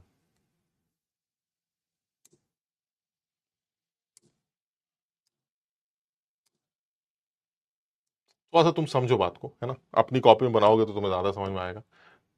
फिर इधर आ गए सर। फिर ऐसे ही उधर। यानी कुल मिला के मैं ये बताना चाह रहा हूं कि तुम फिर वहीं पहुंच गए। कुछ नहीं कर पा रहे, तुम कुछ कर ही नहीं सकते तुम। यानी फिर मिला के अगर आप ध्यान से देखें तो आप सर वहीं पहुंच गए। ये देखिए, यानी चाहे इधर हो आप, चाहे उधर हो, यानी आप एक पर्टिकुलर कॉम्पोजिशन पर जाके रुक जाएंगे, चाहे जो हो जाए सर। आपको जो करना कर लीजिए सर। जब आप इसके अंदर डिस्टिलेशन प्रोसेस करेंगे तो आप एक पर्टिकुलर कॉम्पोजिशन पर जाके रुक जाएंगे। आप कुछ नहीं कर सकते सर। आइडियल सिचुएशन नहीं है सर। आइडियल सिचुएशन में तो आप उस तरफ जा रहे हैं जो ज्यादा एनरिच सिस्टम है सर, ज्यादा वॉलेटाइल सिस्टम है, आप उसके पास जा रहे हैं। This is distillation process. But sir in case of non ideal system sir, non ideal system में सर आप किसी भी सूरत में एक पर्टिकुलर कॉम्पोजिशन से ज्यादा दो लिक्विड्स को प्यूरिफाई कर ही नहीं सकते सर। दैट कॉम्पोजिशन जो कि एक फिक्स कॉम्पोजिशन है, जिस कॉम्पोजिशन पर वो मिक्सचर एक कांस्टेंट बॉइलिंग मिक्सचर बन जाता है, वो मिक्सचर एक लिक्विड, प्योर लिक्विड की तरह बिहेव करने लगता है सर, वो कॉम्पोजिशन एजियोट्रॉपिक कॉम्पोजिशन कहा जाता है। और ऐसे सॉल्यूशंस एजियोट्रॉपिक सॉल्यूशंस कहे जाते हैं, जो बच्चों को कम समझ में आते हैं। जल्दी से बताओ, क्या ये बात समझ में आई? यहां तक मैं अभी डेफिनेशन लिखवा दूंगा, क्या यहां तक तुम्हें समझ में आया?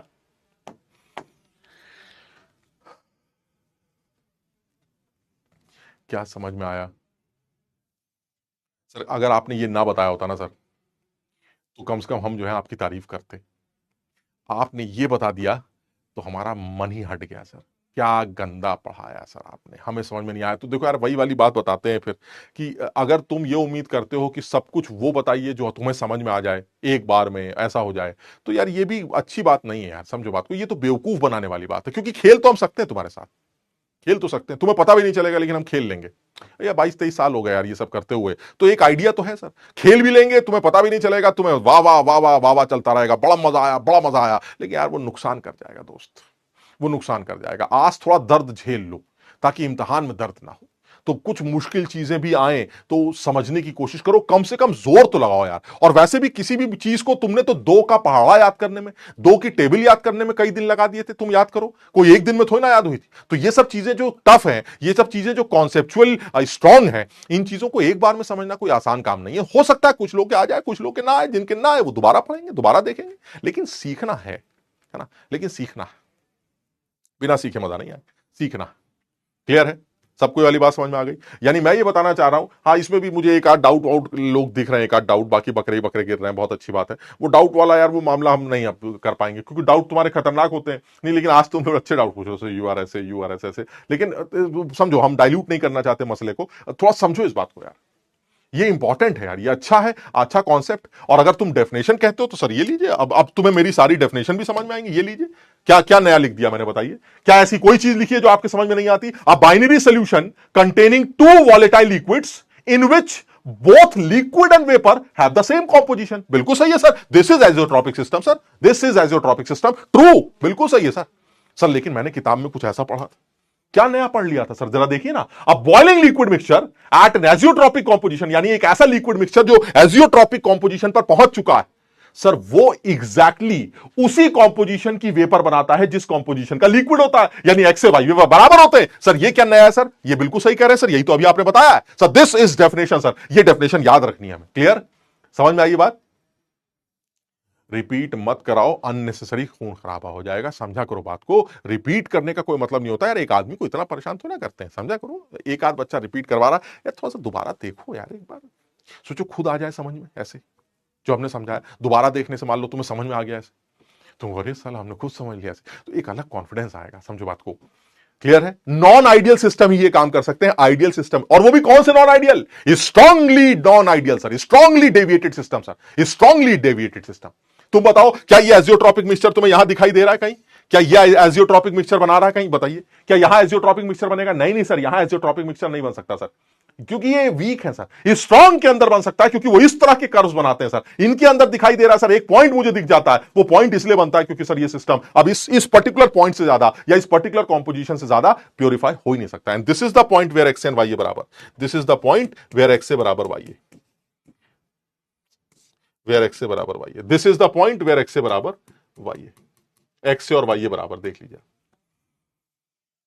क्लियर है, समझ में आया? शाबाश, बहुत बढ़िया। चलिए सर और बात करते हैं। क्या किसी ने अगर ये लिख दिया तो तुम नहीं समझ पाओगे सर? ये क्या, ये भी एजियोट्रॉपिक्स की डेफिनेशन है, देख लीजिए आप। Composition of liquid mixtures eight which distillation can not separate, यानी एक लिक्विड मिक्सचर का एक ऐसा कॉम्पोजिशन जो डिस्टिलेशन प्रोसेस से सेपरेट हो ही नहीं सकता in two liquids, because the condensate, condensate मतलब जो नीचे है, has the same composition as that of azeotropic liquid mixture.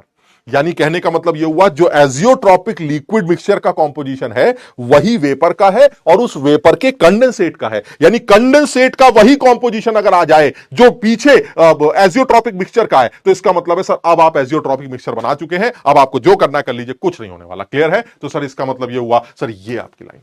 कुछ बच्चे कह रहे हैं सर लिख लेने दीजिए, ये लीजिए लिख लेने दीजिए। हमें तो बहुत अच्छा लगता है जब तुम इस तरह की कुछ बातें करते हो, लिखा करो ताकि आदमी आराम कर सके, है ना। अब हम आराम करेंगे थोड़ी देर, फटाफट ये लाइंस लिखो, हालांकि तुम्हें दे दी जाएंगी, है ना, तुम्हें मिलती भी है, तुम्हें मिल भी जाएंगी, और फिर कुछ एक आध चीजें और हमने सोच रखी है तुम्हारे लिए, वो और मजेदार होंगी।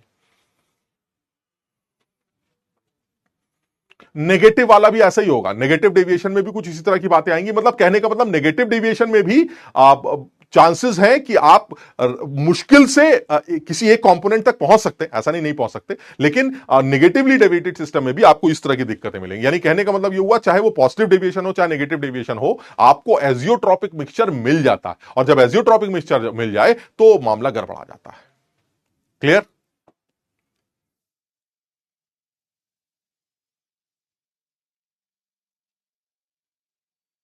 एक आ गया, एक आ गया एंड, एक आ गया एंड, बताइए क्लियर है? बहुत बढ़िया, क्लियर है। चलिए सर आगे बात करते हैं, नेक्स्ट पॉइंट पर आते हैं। अब इसको, इनको नोट कर लेना भाई। अब जैसे पहला था, चलो दूसरा भी नोट कर लो, पहले ये सब नोट कर लो, इसको भी नोट कर लो फटाफट।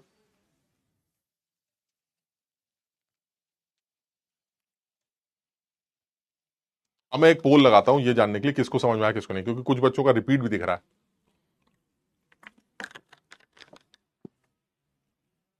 रिपीट जानते हो किसे कहते हैं? जानते हो रिपीट? रिपीट का मतलब दोबारा बताइए। तुम्हें नहीं लगता मैं एक बात को कम से कम 5 बार वैसे ही बताता हूं? कई बार तो बच्चे मुझसे कहते हैं सर आप एक ही बात को 5-5 बार बोलने लगते हैं, तो तुम्हें रिपीट करने की जरूरत है, उसके बाद भी रिपीट करने की जरूरत है। चलिए नेक्स्ट ले लेते हैं, इसको भी नोट कर लो फटाफट, और आराम से खुद से समझना। एक बार इनको आराम से खुद से समझने की कोशिश करना, समझ में आ जाएगा।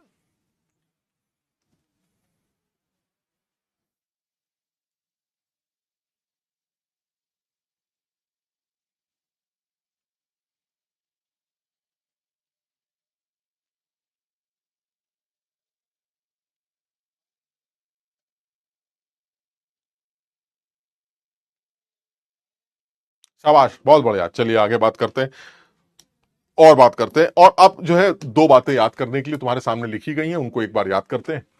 अब ये एजियोट्रॉपिक मिक्सचर जो है ये दो तरह के होते हैं, एक मिनिमम बॉइलिंग एजियोट्रॉप्स और एक मैक्सिमम बॉइलिंग एजियोट्रॉप। बहुत सिंपल, अगर एक बार आप समझ में आ गया है तो आप कुछ करने की जरूरत नहीं है। अब बहुत सिंपल बात है, एक मिनिमम बॉइलिंग एजियोट्रॉप और एक मैक्सिमम बॉइलिंग एजियोट्रॉप। जरा समझना, अगर कोई पॉजिटिव डेविएशन है, यानी कोई ऐसा सिस्टम जो पॉजिटिवली डेविएटेड सिस्टम, तो वो जो एजियोट्रॉपिक मिक्सचर बनाएगा उस मिक्सचर को मिनिमम बॉइलिंग एजियोट्रॉप कहा जाएगा। उसका रीजन बहुत क्लियर है, इसमें कोई केमिस्ट्री नहीं।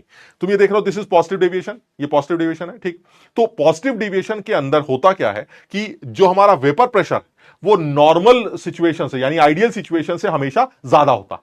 तो अगर वेपर प्रेशर ज्यादा है तो तुम समझ रहे होगे बॉइलिंग पॉइंट कम होगा, यानी azeotropic mixture minimum boiling azeotrope तब बोला जाएगा जब वो पॉजिटिव डेविएशन से बना हो।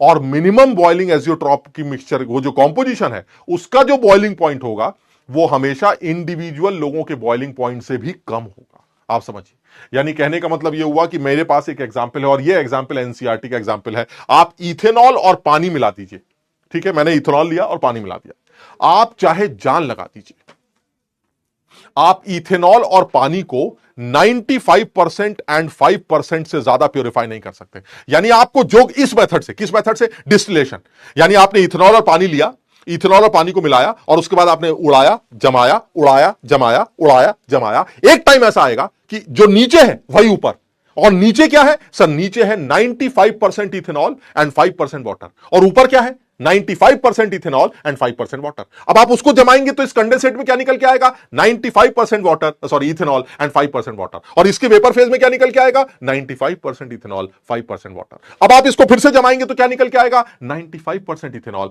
5% वाटर, और इसके वेपर में क्या निकल के आएगा, 95% इथेनॉल 5% वाटर। अब आप इसको जमाएंगे तो सर ये हमेशा 95 रहेगा, सर ये हमेशा 95 रहेगा, यानी इस इथेनॉल और वाटर को आप 95% इथेनॉल एंड 5% वाटर से ज्यादा प्योरीफाई कर ही नहीं सकते, बात खत्म।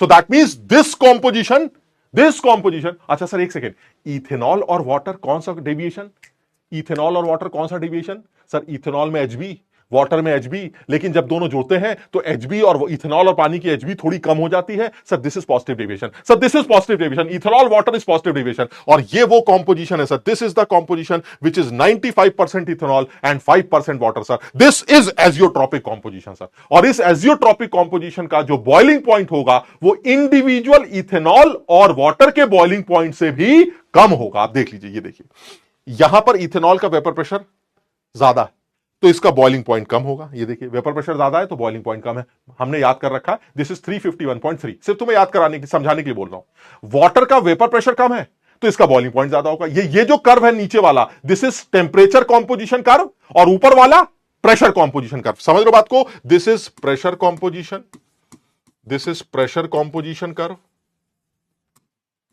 एंड नीचे वाला this is temperature composition curve, this is temperature composition curve. तो जो ये टेम्परेचर कॉम्पोजिशन कर्व है ये vapour composition pressure composition curve से जस्ट उल्टा है। वेपर प्रेशर ज्यादा है तो टेम्परेचर कम है, ये देखिए। तो इथेनॉल का वेपर प्रेशर पर्टिकुलर टेम्परेचर पे ज्यादा होता है तो उसका बॉइलिंग पॉइंट कम होगा। पानी का वेपर प्रेशर कम है तो इसका बॉइलिंग पॉइंट ज्यादा है, और ये वो पॉइंट है एजियोट्रॉपिक मिक्सचर वाला पॉइंट जिसका वेपर प्रेशर सबसे ज्यादा है तो इसका बॉइलिंग पॉइंट इन दोनों के बॉइलिंग पॉइंट से भी कम होगा। ये देखिए नीचे, so the boiling point of this azeotropic mixture is less than the boiling point of either of the liquids। Clear है ये वाली बात। so this is a positive deviation system जिसमें boiling point जो होता है वो एक minimum boiling point azeotropic mixture के नाम से जाना जाता है। यानी वो systems जो positive deviation शो करते हैं वो minimum boiling azeotropic mixture बनाते हैं। क्लियर है। और boiling point जो होता है उस मिक्सचर का वो इंडिविजुअल कंपोनेंट्स के boiling point से कम होता है। This is positive deviated system. तो कभी तुमसे ये पूछा जाए अच्छा सवाल बनाकर कि भाई ये बताइए, अगर हमने एसीटोन और CS2 को मिलाया तो क्या बता सकते हैं कि अगर एजियोट्रॉपिक मिक्सचर बना तो वो मिनिमम बॉइलिंग एजियोट्रॉपिक मिक्सचर होगा या मैक्सिमम बॉइलिंग? सर एक सेकेंड सर, एसीटोन और CS2, sir acetone is DPDP and CS2 is van der Waals. Sir van der Waals DPDP को परेशान करेगा, sir this is positive deviation, और अगर वो पॉजिटिव डेविएशन है तो इसमें कोई शक नहीं है sir, that will be a minimum boiling azeotrope sir. और उस कॉम्पोजिशन का, उस एजियोट्रॉपिक कॉम्पोजिशन का जो बॉइलिंग पॉइंट होगा वो boiling point either of the liquid से वो पक्का कम देखने को मिलेगा। क्लियर है। यानी अच्छी बात क्या याद रखनी है कि जो एजियोट्रॉपिक मिक्सचर है या एजियोट्रॉप्स दो तरह के डिफाइन किए गए हैं, एक मिनिमम बॉइलिंग एजियोट्रॉप और एक मैक्सिमम बॉइलिंग एजियोट्रॉप। जो मिनिमम बॉइलिंग एजियोट्रॉप्स हैं वो पॉजिटिव डेविएशन के दौरान देखने को मिलते हैं। और वो उनके हमें ये डेटा याद नहीं करना है कि 35.351 वगैरह वगैरह, लेकिन एनसीईआरटी में क्योंकि ये इथेनॉल वाटर का एग्जांपल है तो आप कम से कम इसको तो जरूर याद रखिए। कभी हमसे यही पूछ ले कि भाई इथेनॉल वाटर को एक दूसरे से ज्यादा कितना जुदा कर सकते हैं, तो आप बताइएगा, आप जान लगा दीजिए, लेकिन आप 95.5 से ज्यादा उनको जुदा कर ही नहीं सकते, क्योंकि उसके बाद वो एजियोट्रॉपिक मिक्सचर बन जाता है और एजियोट्रॉपिक मिक्सचर एक प्योर लिक्विड की तरह बिहेव करता है, जो नीचे वही ऊपर, जो नीचे वही ऊपर, कुछ करना कर लो। अब ये एक कांस्टेंट बॉइलिंग सिस्टम है, और ये कांस्टेंट, जैसे वाटर, वाटर का बॉइलिंग पॉइंट सर 100 डिग्री होता है, constant sir, constant boiling system sir. तो ये इसी तरह से एजियोट्रॉपिक सिस्टम है सर, एक कांस्टेंट बॉइलिंग सिस्टम है, और ये कांस्टेंट बॉइलिंग टेंपरेचर जो है वो आइदर ऑफ द लिक्विड से कम है, because this is positively deviated system. इसलिए वेपर कॉम्पोजिशन कर्व तो, प्रेशर कॉम्पोजिशन कर्व तो ये बनेगा, बट इसी से मिलता जुलता जो टेंपरेचर कॉम्पोजिशन कर्व होगा वो कुछ ऐसा दिखाई देगा, जिसमें साफ दिखाई देता है सर जो बॉइलिंग पॉइंट निकल के आएगा वो आइदर ऑफ द लिक्विड से कम आए। क्लियर? अलग ही लेवल है, आप समझ रहे बात को, अलग ही लेवल है, और इस बैच में इस तरह के लेवल को देना जरूरी है ना, क्योंकि हम बहुत उम्मीद रखते हैं। हाँ, मैं ये भी बोलूंगा कि तुम में से हो सकता है कुछ लोग ये कहें कि सर ये तो कहीं देखा नहीं है एनसीईआरटी में, इस तरह से हमने डिस्टिलेशन प्रोसेस और न जाने आपने क्या क्या पढ़ा दिया सर, ये सब तो कहीं दिया ही नहीं जाता। हाँ ठीक है, अब वो अलग बात है, नहीं दिया जाता, लेकिन चीजें बहुत साफ सुथरी हैं, और इन्हीं सब बातों से एनसीईआरटी में आपको ये दिया गया है कि भाई ये इथेनॉल, आप कम से कम अगर कोई एनसीईआरटी लिखवाएगा, आपसे कहेगा कि what is minimum boiling azeotrope, तो आप कम से कम लिख के तो आ सकते हैं, मिनिमम बॉइलिंग एजियोट्रॉपिक मिक्सचर तब तैयार होता है जब आप पॉजिटिव डेविएटेड सिस्टम लेके आते हैं। वो एक ऐसा सिस्टम होता है जिसमें एजियोट्रॉपिक कॉम्पोजिशन पर जो बॉइलिंग पॉइंट निकल के आता है वो आइदर ऑफ द लिक्विड से कम निकल के आता है, इसलिए उसको मिनिमम बॉइलिंग एजियोट्रॉप कहा जाता है। क्लियर? एग्जाम्पल आपके सामने। और इसी तरह से अगर मैं मैक्सिमम बॉइलिंग एजियोट्रॉप की बात करूंगा, मेरे ख्याल से सब लोग एग्री करेंगे sir, maximum boiling azeotropic mixture तब बनेगा जब वेपर प्रेशर मिनिमम हो एजियोट्रॉप, यानी एजियोट्रॉपिक कॉम्पोजिशन पर जो वेपर प्रेशर है अगर वो मिनिमम है तो बॉइलिंग पॉइंट मैक्सिमम होगा। ये देख लीजिए सर, उसका एग्जाम्पल बहुत सिंपल है, HNO3 एंड H2O, एनसीईआरटी का ही एक एग्जाम्पल लिया है मैंने। HNO3 और पानी के सिस्टम को देखा था तुमने, HNO3 और पानी को आप मिलाते हैं तो वो कौन सा सिस्टम बनता है, वो सिस्टम एक नेगेटिव डेविएटेड सिस्टम बनता है, हमने अभी पढ़ा था। और वो ये कहते हैं कि HNO3 और वाटर को आप 68% और 32% से ज्यादा सेपरेट कर ही नहीं सकते, आपको जो करना कर लीजिए। और फिर वही वाली बात आती है सर, ये एक ऐसा सिस्टम है जिसका जो बॉइलिंग पॉइंट है सर, वो बॉइलिंग पॉइंट वो आइदर ऑफ द लिक्विड से कम है, मतलब थोड़ा सा डायग्राम बनाया है मैंने, तो अगर एक का 359 है और एक का 373 है, तो जो हमारा मिक्सचर है, जो एजियोट्रॉपिक मिक्सचर बनेगा वो 393 के आसपास होगा। हालांकि ये थोड़ा सा ऊपर होना चाहिए, लेकिन ठीक है, मतलब the boiling point is more than either of the liquids, इन दोनों लिक्विड से ज्यादा है मेरा boiling point, and this is maximum boiling azeotrope. कब देखने को मिलेगा? जब नेगेटिवली डेविएटेड सिस्टम बनेगा, और बोला क्या जा रहा है कि boiling point of this isotropic mixture is more then the either component. Clear? समझ में आया भाई? जल्दी से बता दो, क्या ये ध्यान रखोगे? इतनी मेहनत एजियोट्रॉपिक पिक्चर में जो की गई है, क्या ये याद रखोगे? शाबाश, डन, बहुत बढ़िया। एक आदमी कह रहा नहीं आ रहा है समझ यार, और कैसे आएगा दोस्त? मैंने पहले भी बोला था यार, थोड़ा सा मुश्किल है यार, इसको एक बार दोबारा देखना।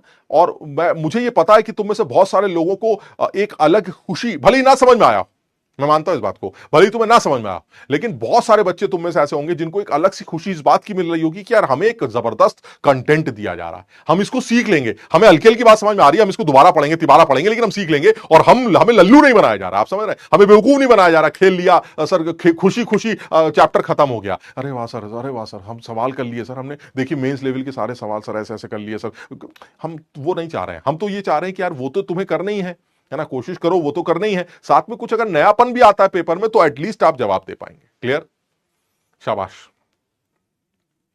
बहुत बढ़िया। तो बहुत सारे बच्चे ऐसे हैं, तो मैं एक बार पोल करा लेता हूं ये जानने के लिए कि ये कॉन्सेप्ट, एजियोट्रॉपिक मिक्सचर का कॉन्सेप्ट, कितने लोगों को ऐसा लगता है कि वो सीख सकते हैं, एक बार पढ़कर, दोबारा पढ़कर, कितने लोग ऐसे हैं जो इस कॉन्सेप्ट को सीख सकते हैं? एक छोटा सा वोट टाइप कर लेते हैं, चलिए देखते हैं।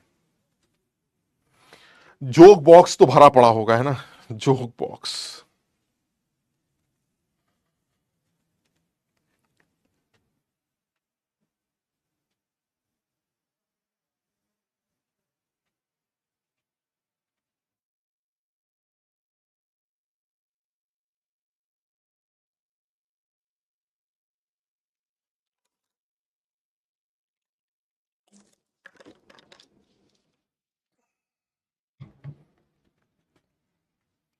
आबाश, थोड़ा सा देखना है ना, एक बार देखो समझो बात को, और नहीं तो बहुत क्लैरिटी है, अपने मतलब भर की बातें इनमें से निकाली जाए और उसको ध्यान रखा जाए, है ना। चलिए देख लेते हैं।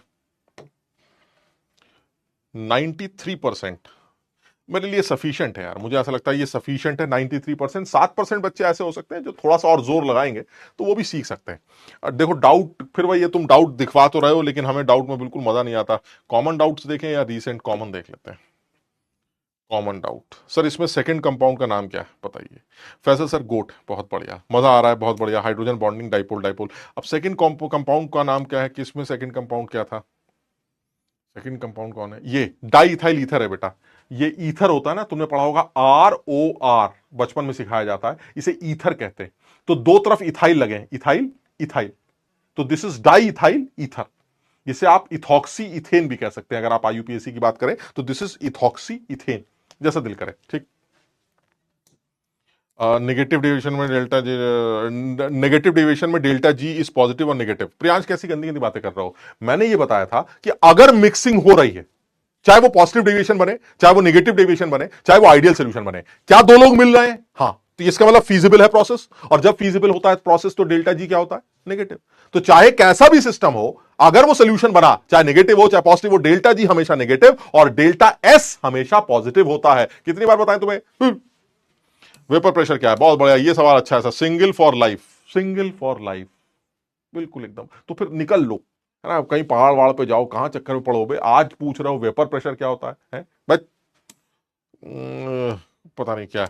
अब पता है, बहुत बढ़िया, बहुत बढ़िया का, हाइड्रोजन बॉन्डिंग इंटरेक्शन। हाँ, मुझे समझ में आ रहा है, जो मेन डाउट्स आ रहे हैं तुम्हारे, वो मेन डाउट्स तुम्हारे उसी पुरानी बात से रिलेटेड है, लेकिन वो धीरे धीरे करके आ जाएंगे। मजा आ रहा है सर, फैजल सर आप बोल रहे हो मुश्किल है, मुझे आसान लग रहा है। वाह, बहुत बढ़िया। निखिल कह रहा है कि भाई फैजल सर गोट है, बेस्ट एक्सप्लेनेशन, माइंड ब्लोइंग, वो ये यू जू भू ठू, बहुत बढ़िया, ये वाला सही। रिसेंट डाउट्स अच्छे होते हैं ना। क्लियर, समझ में आ गया भाई। चलिए आगे बात करते हैं, तो नेक्स्ट पॉइंट पर आते हैं, और नेक्स्ट पॉइंट हमारा है important point, and that is colligative property. अब सब लोग अपनी सांसें फिर से रोक लें, क्योंकि अब फिर से वो सारी चीजें आ रही हैं जिस पर सवाल हमसे पूछे जाते हैं। तो चलिए चैट बंद कर देते हैं, चैट ऑफ कर देते हैं भाई, ठीक है, ये शाबाश, चैट ऑफ कर देते हैं और काम की बात पर आते हैं। कॉलिगेटिव प्रॉपर्टीज, पहले तो तुम्हारे सामने लिखा है, एक बार समझो, और इसके नाम से समझ में आ रहा है कॉलिगेटिव, बात समझ है, कॉलिगेटिव ऐसे। तो कॉलिगेटिव प्रॉपर्टीज वो प्रॉपर्टीज होती हैं जो सल्यूट पार्टिकल्स के नंबर्स के ऊपर डिपेंड करती हैं। यानी अगर सल्यूट पार्टिकल का नंबर बढ़ेंगे तो ये प्रॉपर्टी भी बढ़ेगी, सल्यूट पार्टिकल्स के नंबर अगर घटेंगे तो ये प्रॉपर्टी भी घटेगी। ऐसी प्रॉपर्टीज कॉलिगेटिव प्रॉपर्टीज के नाम से जानी जाती हैं, जो सिर्फ किसके ऊपर डिपेंड करती हैं? सल्यूट पार्टिकल्स के नंबर्स के ऊपर, पहली बात। दूसरी इंपॉर्टेंट बात क्या है, ये कॉलिगेटिव प्रॉपर्टीज हम किस तरह के सॉल्यूशंस के लिए डिफाइन करने जा रहे हैं, पहले वो सुन लेते हैं। हम उन सॉल्यूशंस के लिए डिफाइन करने जा रहे हैं जो डाइल्यूट सॉल्यूशंस हैं। सर वो तो होने भी चाहिए सर, कहां दिमाग लगा रहे हैं। और दूसरा बहुत इंपॉर्टेंट है कि जो हमारा सॉल्यूट है, वो सॉल्यूट हमारा नॉन वॉलेटाइल है, उड़ेगा नहीं सर, वो सॉल्यूट उड़ेगा नहीं। समझ रहे बात को? यानी कहने का मतलब ये हुआ, पहली बात, हम उन सॉल्यूशंस को डिस्कस करने जा रहे हैं, या उन सॉल्यूशंस की कॉलिगेटिव प्रॉपर्टीज को डिस्कस करने जा रहे हैं जिनमें खास बात क्या है कि उनका जो सॉल्यूट है वो नॉन वॉलेटाइल है। पहली बात, जो हमारा सॉल्यूट है वो नॉन वॉलेटाइल होना चाहिए, और दूसरी बात, जो हमारा सॉल्यूशन है वो एक डाइल्यूट सॉल्यूशन होना चाहिए। यानी अगर ये दो कंडीशन सेटिस्फाई हो रही हैं तो हम कॉलिगेटिव प्रॉपर्टीज के बारे में बात करने जा रहे हैं, जिसमें पहली कॉलिगेटिव प्रॉपर्टी के बारे में तो हम पहले भी बात कर चुके हैं, जिसमें एक कॉलिगेटिव प्रॉपर्टी के बारे में तो हम थोड़ी बात कर भी चुके हैं। जल्दी से बताओ, ये क्लियर है? सबको समझ में आ गया कि हम किन सॉल्यूशंस को अब टारगेट कर रहे हैं? हम उन सॉल्यूशंस को टारगेट कर रहे हैं जो तब तैयार हुए हैं जब एक नॉन वॉलेटाइल सॉल्यूट को वॉलेटाइल सॉल्वेंट में डिसॉल्व किया गया है। पहली बात हो गई, बढ़िया, अपना सॉल्यूशन तैयार हो गया, चीनी को पानी में डाल दिया। तुम्हें याद है, चीनी को पानी में डालते हैं तो कौन उड़ेगा? पानी उड़ेगा सर, चीनी थोड़ी ना उड़ती है सर, समझ रहे बात को? नमक को पानी में डाला तो कौन उड़ेगा? सर पानी उड़ेगा, नमक थोड़ी ना उड़ता। यानी मैं उन सॉल्यूट्स की बात कर रहा हूं जो नॉन वॉलेटाइल सॉल्यूट्स है सर। अगर आप उन सॉल्यूशंस को लेके आते हैं जो नॉन वॉलेटाइल सॉल्यूट्स के साथ बने हैं, तो ऐसे में अगर वो डाइल्यूटेड सिस्टम है तो आप कॉलिगेटिव प्रॉपर्टीज को डिस्कस कर सकते हैं, जिसमें सबसे पहली कॉलिगेटिव प्रॉपर्टी आपके सामने है sir, this is relative lowering of vapour pressure. पढ़ चुके हैं, हमें पता है सर, दिस इज RLVP। इसे relative lowering of vapour pressure कहा जाता है, और एक सिंपल सिंपल सी प्रॉपर्टी है, relative lowering of vapour pressure, RLVP। हमने कहा भाई ये क्या है, मतलब ये कॉलीगेटिव प्रॉपर्टी कैसे? तो हमने कहा देखो ये कॉलीगेटिव प्रॉपर्टी है क्योंकि सल्यूट के नंबर्स को घटाने बढ़ाने से इस प्रॉपर्टी पर असर पड़ता है, तो इसलिए ये कॉलीगेटिव प्रॉपर्टी। तो अगर ये कॉलीगेटिव प्रॉपर्टी है, तो इसको जरा सा समझ के देखते हैं। क्या तुम्हें ये याद है जब हमने पहले केस बनाए? तुम्हें पता नहीं अब ये सब चीजें याद भी हैं कि नहीं यार, जो बच्चा पढ़ रहा होगा उसको याद आएगा। सर आपने सॉल्यूशंस के टाइम पर 3 केसेस बनवाए थे। पहला था नॉन वॉलेटाइल सॉल्यूट को वॉलेटाइल सॉल्वेंट में डिसॉल्व किया गया था, यही वाले केसेस। दूसरा केस था वॉलेटाइल सॉल्यूट को वॉलेटाइल सॉल्वेंट में डिसॉल्व किया गया था और दोनों मिसिबल थे। और तीसरा केस था वॉलेटाइल सॉल्यूट को वॉलेटाइल सॉल्वेंट में डिसॉल्व किया गया था जब दोनों इमिसिबल थे। याद है वो तुम्हें तीनों केसेस? सर मैं पहले केस की बात कर रहा हूं क्योंकि कॉलीगेटिव प्रॉपर्टीज हमारे पहले केसेस के लिए एप्लीकेबल है जब नॉन वॉलेटाइल सॉल्यूट को वॉलेटाइल सॉल्वेंट में डिसॉल्व किया गया था। और आपने तब चीख चीख के बताया था कि जब कभी भी ऐसी हरकत की जाती है तो जो सोल्यूशन होता है उसका जो वेपर प्रेशर होता है वो प्योर सॉल्वेंट के वेपर प्रेशर को सॉल्वेंट के मोल फ्रैक्शन से मल्टीप्लाई करके निकाला जाता है। और मुझे यह बोलते वक्त बहुत खुशी हो रही है कि ये राउल्ट्स लॉ था जो मैंने डिराइव करके भी तुम्हें दिखाया था। That was Raoult's law. कुछ याद आ रहा है तुम्हें? क्या ये बात सारी पब्लिक को याद आ रही है? Sir this is Raoult's law sir, PS is equal to P naught into chi solvent. तो सर इसके बारे में तो सारी क्रियाक्रम आप कर चुके हैं सर, क्या दिक्कत? Sir what is relative lowering sir, ये बताइए सर। अच्छा प्योर पानी है, उसका वेपर प्रेशर कितना है? P not. सर उसमें चीनी डाल दी, अब वेपर प्रेशर कितना हो गया? PS। क्या आप ये जानते हैं PS की वैल्यू P नॉट से कम होती है? सर ये सब पुरानी बातें हैं सर, बहुत डिटेल में पढ़ चुके हैं कि जब आप सॉल्यूट को डालते हैं, नॉन वॉलेटाइल सॉल्यूट को जब आप वॉलेटाइल सॉल्वेंट में डिसॉल्व करते हैं तो सॉल्यूशन का वेपर प्रेशर कम हो जाता है। सर जितना ज्यादा आप सॉल्यूट डालेंगे वेपर प्रेशर उतना कम हो जाएगा। सर मुझे पता है, ये हम पढ़ चुके हैं और यहां से भी दिखाई दे रहा है सर PS की जो वैल्यू है वो P नॉट से कम आ रही है। सर साफ दिखाई देता है सर, क्या नयापन है इसमें? बिल्कुल क्लियर है, PS की वैल्यू P नॉट से कम निकल के आती है। बिल्कुल सही। सो इसका मतलब यह हुआ कि जब आप सॉल्यूट डालते हैं तो वेपर प्रेशर लोअर कर जाता है। अच्छा सर कितना लोअर कर जाता है? चलिए ये भी बता देते हैं। लोअरिंग इन वेपर प्रेशर कितनी हुई जरा बताइए? लोअरिंग इन वेपर प्रेशर, जल्दी से बताओ। लोअरिंग इन वेपर प्रेशर कितना है? Sir lowering in vapour pressure है, पहले कितना था सर? जब सर चीनी नहीं डाली थी तब कितना था? P not. चीनी डालने के बाद कितना कम हो गया? सर चीनी डालने के बाद उसका वेपर प्रेशर PS हो गया। So this is the difference which is known as lowering. Clear? Clear है? अच्छा सर क्या आप ये और बता सकते हैं कि सर रिलेटिव लोअरिंग कितनी होगी?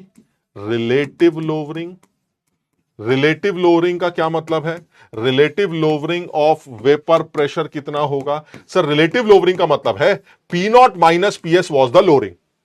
किसके रेस्पेक्ट में? सर जितना ओरिजिनली था। ओरिजिनली कितना था? सर ओरिजिनली तो P नॉट था। इसका मतलब यह हुआ the relative lowering is P not minus PS upon P not. और तुम्हें पता नहीं क्यों, मैं आगे नहीं बढ़ूंगा, लेकिन मुझे पता ये वाली बात कि मैंने तुम्हें यह बताया था this is equivalent to N solute, अगर तुम्हें याद हो, N solute upon N solute plus N solvent. याद है तुम लोगों को यह वाली बात जो हमने उस टाइम पर भी डिराइव की थी? Sir this is your relative lowering of vapour pressure. Sir this is relative lowering of vapour pressure, यानी वेपर प्रेशर की जो रिलेटिव लोअरिंग होगी सर वो इसके बराबर है। और देख के साफ समझ में आता है सर, सॉल्यूट के नंबर्स के साथ डायरेक्टली प्रोपोर्शनल है। सर आप सॉल्यूट बढ़ाते जाएंगे रिलेटिव लोअरिंग बढ़ती जाएगी। That is why relative lowering is a colligative property. समझे बात को? यानी मैं ये बताना चाह रहा हूं, मैं अभी इसमें और एक आध बात जोड़ता हूं जो हमने पहले भी जोड़ रखी, जानबूझ के जोड़ी थी। सबसे पहले कोई आपसे पूछे कि लोअरिंग क्या है तो आप बता दीजिएगा। बड़ी पुरानी कहानी है कि जब आप कभी भी नॉन वॉलेटाइल सॉल्यूट को वॉलेटाइल सॉल्वेंट में डिसॉल्व करते हैं तो जो वेपर प्रेशर है वो लोअर कर जाता है। इसे आप लोअरिंग इन वेपर प्रेशर कहते हैं।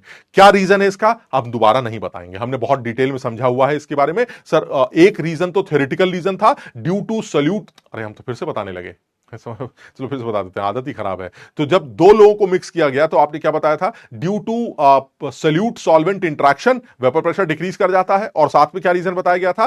Per unit surface area solvent particles घट गए थे। तो सॉल्वेंट के घटने से, सॉल्वेंट का मोल फ्रैक्शन कम होने से वेपर प्रेशर भी आपका वो कम हो गया था। क्लियर है ये वाली बात? अच्छा, तो ये वो कहना चाह रहे हैं। अच्छा, और दूसरा रीजन क्या दिया गया था? दूसरा रीजन सर राउल्ट्स लॉ था, बाकायदा आपने डिराइव करके दिखाया था कि Y P S is less than P naught, है ना। तो दूसरी बात सर, अब what is lowering? Sir lowering is P naught minus P S, यानी इनिशियली पी नॉट था, ये हमारा पी नॉट है जो कि प्योर सॉल्वेंट का है, इसको आप चाहे तो ऐसे लिख सकते हैं, this is pure solvent, vapour pressure of pure solvent, and this is vapour pressure of solution, ये सोल्यूशन का वेपर प्रेशर। यानी साफ समझ में आता है कि P naught minus P S का मतलब है लोअरिंग इन वेपर प्रेशर, ठीक है। So this is relative lowering. Relative lowering मतलब पी नॉट के रेस्पेक्ट में कितनी हुई? P naught minus P S upon P not, जिसकी वैल्यू किसके बराबर होती थी? याद करो, तुम खुद डिराइव करके देख लेना, N solute upon N solute plus N solvent, ठीक है। So this is a colligative property, why? Because this is directly proportional to N solute, यानी P naught minus P S upon P naught वो relative lowering of vapour pressure के नाम से जानी जाती है, जो कि एक कॉलिगेटिव प्रॉपर्टी है, क्योंकि सल्यूट के पार्टिकल्स को बढ़ाने से वो प्रॉपर्टी बढ़ती। इसके बाद मैंने क्या बोला था, जरा याद करके बताओ सर। इसके बाद आपने बोला था if we are provided, if we are provided that N solute, अगर वो हमें सवाल में बताए N solute is much more less than N solvent, अगर वो हमको ये कहता है, तो हमारा यही वाला फॉर्मूला किस चीज में बेमानी से कन्वर्ट हो जाएगा? P naught minus P S upon P naught is equal to N solute upon N solvent. लेकिन मैं फिर वही बोलूंगा, बार बार बोलूंगा, तब भी बोला था, अब फिर बोलूंगा, ये खतरा है, ये खतरा है भाई, इस बात का ध्यान रखना, ये खतरा है, समझो। इसके नीचे खूबसूरत बात मैं लिखूंगा, बट ये खतरा है। ये आप सिर्फ तब कर सकते हैं जब ये कंडीशन एप्लीकेबल, अगर ये कंडीशन एप्लीकेबल है जो कि वो सवाल में मेंशन करेगा, तब तो आप P naught minus P S upon P naught को N solute by N solvent लिख सकते हैं। अदरवाइज हमने फॉर्मुला याद कर रखा है, P naught minus P S upon P naught is the relative lowering of vapour pressure which is equal to mole fraction of solute, जिसकी वैल्यू किसके बराबर है? N solute upon N solute plus N solvent. Clear है? अच्छा sir, उसके बाद आपने एक और बात बोली थी, वो क्या था सर? जिस तरह से आप ये बोल रहे थे कि P naught minus P S upon P naught, वो एन सल्यूट, जो जो असलियत है वो तो यही है ना sir, N solute upon N solute plus N solvent, sir यही असलियत है, बिल्कुल सही। तो सर एक काम कर सकते हैं, मैं क्या इसको ये लिख सकता हूं, P naught upon P naught minus P S, उल्टा कर देता हूं, इज इक्वल टू, इसको भी उल्टा कर देता हूं, one plus N solvent upon N solute, लिख सकता हूं ऐसा? बिल्कुल लिख सकते हैं सर। वन को उधर ले जाते हैं, जब आप वन को उधर लेके जाएंगे तो क्या होगा sir? This is P naught upon P naught minus P S minus one is equal to N solute, नहीं, N solvent upon N solute, बिल्कुल लिख सकते हैं सर। इसको अगर आप ध्यान से देखें, तमीज से सॉल्व करें, तो क्या ये आपको ऐसा नहीं लगता this is P S upon P naught minus P S? जरा ध्यान से देखिए, and this is N solvent upon N solute, बिल्कुल सर ऐसा ही लग रहा है, N solvent upon N solute. Sir अगर और तमीज से लिखें तो P naught minus P S upon P S की जो वैल्यू है वो N solute upon N solvent के बराबर आ रही। पूरे खेल में मैंने कहीं पर भी कोई भी बेमानी की है? आप मुझे बताइए, कहीं पर भी कोई भी बेमानी की गई है? कहीं मैंने ऐसा बोला कि सल्यूट की वैल्यू सॉल्वेंट से बहुत कम है? कहीं कुछ बोल रहा हूं? नहीं। तो इसका मतलब ये हुआ सर, दिस इज बेमानी सर। अगर सवाल कहेगा तो ये वाला फॉर्मुला लगेगा, अदरवाइज फॉर्मुला यही है सर, यही एक फॉर्मुला है sir, relative lowering of vapour pressure is P naught minus P S upon P naught which is N solute upon N solute plus N solvent. बात खत्म हो गई सर। हां, अगर वो मुझको बेमानी करने के लिए कहेगा तो मैं ये यूज करूंगा, जो कि रेयरली वो कहता है। हां सर, लेकिन ये वाला फॉर्मूला भी मैं यूज कर सकता हूं, बस ध्यान ये रखना है इस फॉर्मूले में P naught minus P S upon P S है, which is not relative lowering of vapour pressure. This is not relative lowering of vapour pressure. सब लोग इसको समझो, मेरे पास दो फॉर्मूले तैयार, बिल्कुल ईमानदारी के दो फॉर्मूले। मैं अलग से लिखता हूं फिर से, क्योंकि ये यार ये बच्चों को बड़ा कंफ्यूज करता है। मैं बिल्कुल ईमानदारी से लिख रहा हूं, P naught minus P S upon P naught which is relative lowering of vapour pressure which is equal to chi solute which is equal to n solute upon n solute plus n solvent। बिल्कुल सही है sir, ये मेरा पहला formula हो गया, बिल्कुल सही है, कहीं कोई बेमानी कर ही नहीं रहा मैं, बेमानी कैसी तैसी सर। ठीक, दूसरा फॉर्मूला लिखता हूं। दूसरा फॉर्मूला है मेरा पी नॉट, मैंने अभी डिराइव करके दिखाया, P naught minus P S upon P S is equal to N solute upon, या अगर वैसे लिखना चाहे तो वैसे लिख लेते हैं, is equal to chi solute upon chi solvent which is equal to N solute upon N solvent. कोई बेमानी नहीं है सर, इसमें भी कोई बेमानी नहीं है सर, ये मेरे पास दो ईमानदारी वाले फॉर्मूले आपके सामने हैं सर। मेरा जो दिल करेगा वो करूंगा सर, मेरा जो दिल करेगा वो फॉर्मूला लगाऊंगा, मुझे कोई रोक टोक नहीं है, क्योंकि इसमें कोई बेमानी नहीं है। आप समझिए बात को। बस एक बात का ध्यान रखना, अगर कभी किसी सवाल में relative lowering of vapour pressure पूछा गया हो या दिया गया हो, तो आप मजबूर हैं पहला फॉर्मूला यूज करने के लिए, क्योंकि P naught minus P S upon P naught वो रिलेटिव लोअरिंग होता है। P naught minus P S upon P S is not relative lowering. यानी अगर किसी सवाल में relative lowering of vapour pressure का नाम लिया गया तो फिर तो मजबूर हो गए आपको यही वाला फॉर्मूला यूज करना है। आप अपने हिसाब से मजदूरी करिए, सॉल्व करिए, जो करना करिए। लेकिन अगर आपको लगता है कि सवाल में relative lowering of vapour pressure को तो नाम ही नहीं लिया गया है, तो ऐसे में बेहतर है आप अकलमंदी से काम करें। यह वाला फॉर्मूला यूज करके सवाल को आगे बढ़ाना ज्यादा आसान रहेगा एज कंपेयर टू ऊपर वाला, क्योंकि ऊपर वाले में बीच में नीचे प्लस है, तो आपको क्रॉस मल्टीप्लाई करके दाएं बाएं करना पड़ेगा। यहां सीधे एक मल्टीप्लाई दाएं बाएं करते ही आपको आंसर मिल जाएगा। मैं अभी एग्जाम्पल लूंगा, समझा? यानी सब लोग इस बात को समझेंगे कि अगर कभी relative lowering of vapour pressure या तो दिया गया हो या हमसे पूछा गया हो, तो इसका मतलब सर रिलेटिव लोअरिंग तो यही होता है। सर मैं फंस गया, यही फॉर्मूला है सर, अब जो करना करिए सर। अगर आप कहेंगे हाईली डाइल्यूटेड सोल्यूशन है तब तो मैं इसको नेग्लेक्ट कर दूंगा, नहीं तो सर इसी मजदूरी को करूंगा सर, सॉल्व करूंगा, जो आप पूछेंगे वो करूंगा।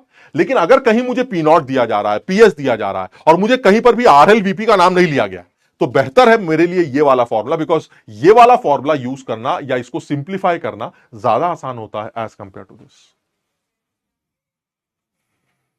समझे कुछ? अब मैं तुम्हें बच्चों की बात बताता हूं। बहुत सारे बच्चे ये बेवकूफी करते हैं, क्योंकि किताबें लिखती हैं ऐसा, वो ये लिखने के बाद लिख के चली आती हैं this is almost equal to N solute upon N solvent. क्यों? क्योंकि वो पहले से मान के बैठी है सल्यूट सॉल्वेंट से बहुत कम। समझ रहे बात को? तो वो ये कहते हैं कि relative lowering of vapour pressure is N solute upon N solvent, बात खत्म। ज्यादातर बच्चे ये याद करके चले जाते हैं कि ये N solute upon N solvent होगा, लेकिन वो ये बेवकूफ भूल जाते हैं कि सवाल बनाने वाला उनको फंसा सकता है। तो मैं तुम्हें एक एग्जाम्पल देता हूं, जो मैंने कहा है तुम उसको याद रखना। एग्जाम्पल और है, तुम करना आराम से, देखना करना, लेकिन मैं जो तुम्हें बताना चाह रहा हूं वो ये, इत्मीनान से सवाल को देखिए और इस सवाल को समझने की कोशिश करिए। जेई इस तरह का सवाल आपसे बहुत तसल्ली से पूछ सकता है, और बहुत सारे बच्चे जो हैं इसका आंसर गलत देंगे, इसलिए बहुत ज्यादा समझदारी है कि आप तसल्ली से सवाल को एक बार देखें। क्या कह रहा है वो? The vapour pressure of benzene is lowered by 10, that means this is lowering, this is not relative lowering, this is lowering, यानी ये लोअर्ड बाई 10। ठीक है, तो इसका मतलब ये हुआ कि P naught minus P S is equal to 10। Clear? अच्छा, by dissolving 2 gram of non volatile solute in 78 gram benzene, the vapour pressure of pure benzene is 750, यानी पी नॉट की वैल्यू कितनी है? पी नॉट की value 750, pure benzene की 750। ठीक, अच्छा, अब जो हमें किताब में जनरली बोल दिया जाता है कि यार कहां चक्कर में पड़े हो, P naught minus P S upon P naught को एन सल्यूट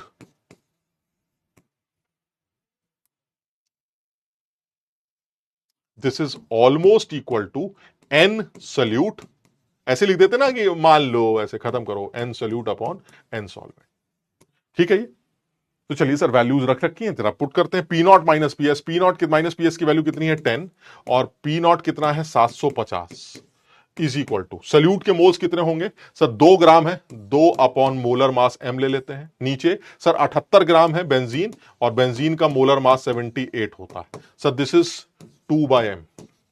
जरा इससे m की वैल्यू बताइए कितना आता है सर? m की वैल्यू 150 आती है सर, यहां से खूबसूरत m की वैल्यू 150 निकल के आती है सर, मुझे बड़ा खुशी मिलती है सर, मेरा आंसर 150 आता है सर, ये देखिए। लेकिन यार तुम समझो, उसने बेवकूफ बना दिया किताब वाले ने, और तुम बेवकूफ बन गए। अरे हमारी सुनो, समझो बात को। हम ये बोल रहे हैं कि तुमको कहां कहा गया था कि सल्यूट बहुत कम है सॉल्वेंट से, सर ये तो मैं कह ही नहीं सकता सल्यूट बहुत कम है। क्यों? क्योंकि मुझे सल्यूट के मोल्स तो पता ही नहीं है। अरे जिस आदमी का तुम्हें मोलर मास नहीं पता, तुम उसके मोल कैसे निकाल लोगे? तुम्हें क्या पता वो कम है कि ज्यादा है? कम ज्यादा मतलब कितना कम है कितना ज्यादा है? जब आपको कुछ पता ही नहीं तो आपने ये बेईमानी कैसे कर ली? सर किताब में लिखा गया है ना कि P naught minus P upon P naught is almost equal to N solute minus solvent. Sir मैंने वही बेईमानी करके आंसर निकाल दिया, सब गलत कर दिया। तुमने सवा दिया, तुमने जो है दिल तोड़ दिया हमारा, समझो। सर सही तरीका क्या है? सही तरीका जो होता है यार, एक सही तरीका तो यह है कि आप बिल्कुल ईमानदारी से काम करिए। P naught minus P S, हम जरा सही तरीका दिखाते हैं। सही तरीका यह है कि पी नॉट, अब जरा तुम ध्यान से देखना जो मैं समझाना चाह रहा था अभी, upon P naught is equal to N solute upon N solute upon N solute plus N solvent, यही होता है। Sir P naught minus P S की वैल्यू 10 है, this is 750 which is equal to 2/m upon 2/m plus 78/78। बताओ मानते हो? Clear है? अब सही है सर। अब आप देखिए इसको सॉल्व करेंगे ना, अब करेंगे तो m की वैल्यू 148 आएगी। कैसे सॉल्व करेंगे? सर इसको क्रॉस मल्टीप्लाई करेंगे, फिर m को इकट्ठा करेंगे और इकट्ठा करके आंसर आ जाएगा। ठीक है, आ गया सॉल्व। अच्छा, अब मैं जो तुमसे कह रहा था वो सुनो। क्या तुम्हें इस सवाल में कहीं पर भी रिलेटिव लोवरिंग का वर्ड यूज करने के लिए बोला गया? कहीं उसने relative lowering of vapour pressure बोला ना? उसने ये बोला है कि सर वेपर प्रेशर लोअर कर गया, यानी P naught minus P S दे दिया और उसने पी नॉट दे दिया, यही है। उसने कहीं पर भी रिलेटिव लोवरिंग का वर्ड यूज नहीं किया। तो सर आपके लिए आसान है ये तो, ठीक है सर, ये भी तरीका है सॉल्व करने का, लेकिन आपके लिए आसान है सर, आप ये वाला फॉर्मूला क्यों नहीं यूज करते? P naught minus P S upon P S is equal to N solute divided by N solvent. Sir ये ज्यादा अच्छा है ना? कैसे, जरा देखते हैं। Sir P naught minus P S तो 10 है, and what is P S? Sir P naught minus P S 10 है, जिसमें पी नॉट की वैल्यू आपने 750 दे रखी है, तो पी एस कितना होगा सर? पी एस 740 होगा सर। इसका मतलब ये हुआ दिस इज 740। क्लियर है? समझ में आ गया सबको? P naught minus P S अगर हमें 10 दे रखा है और पी नॉट की वैल्यू 750 है, तो पी एस 740 होगा। Sir this is equal to N solute कितना? सर 2/m, और एन सॉल्वेंट कितना?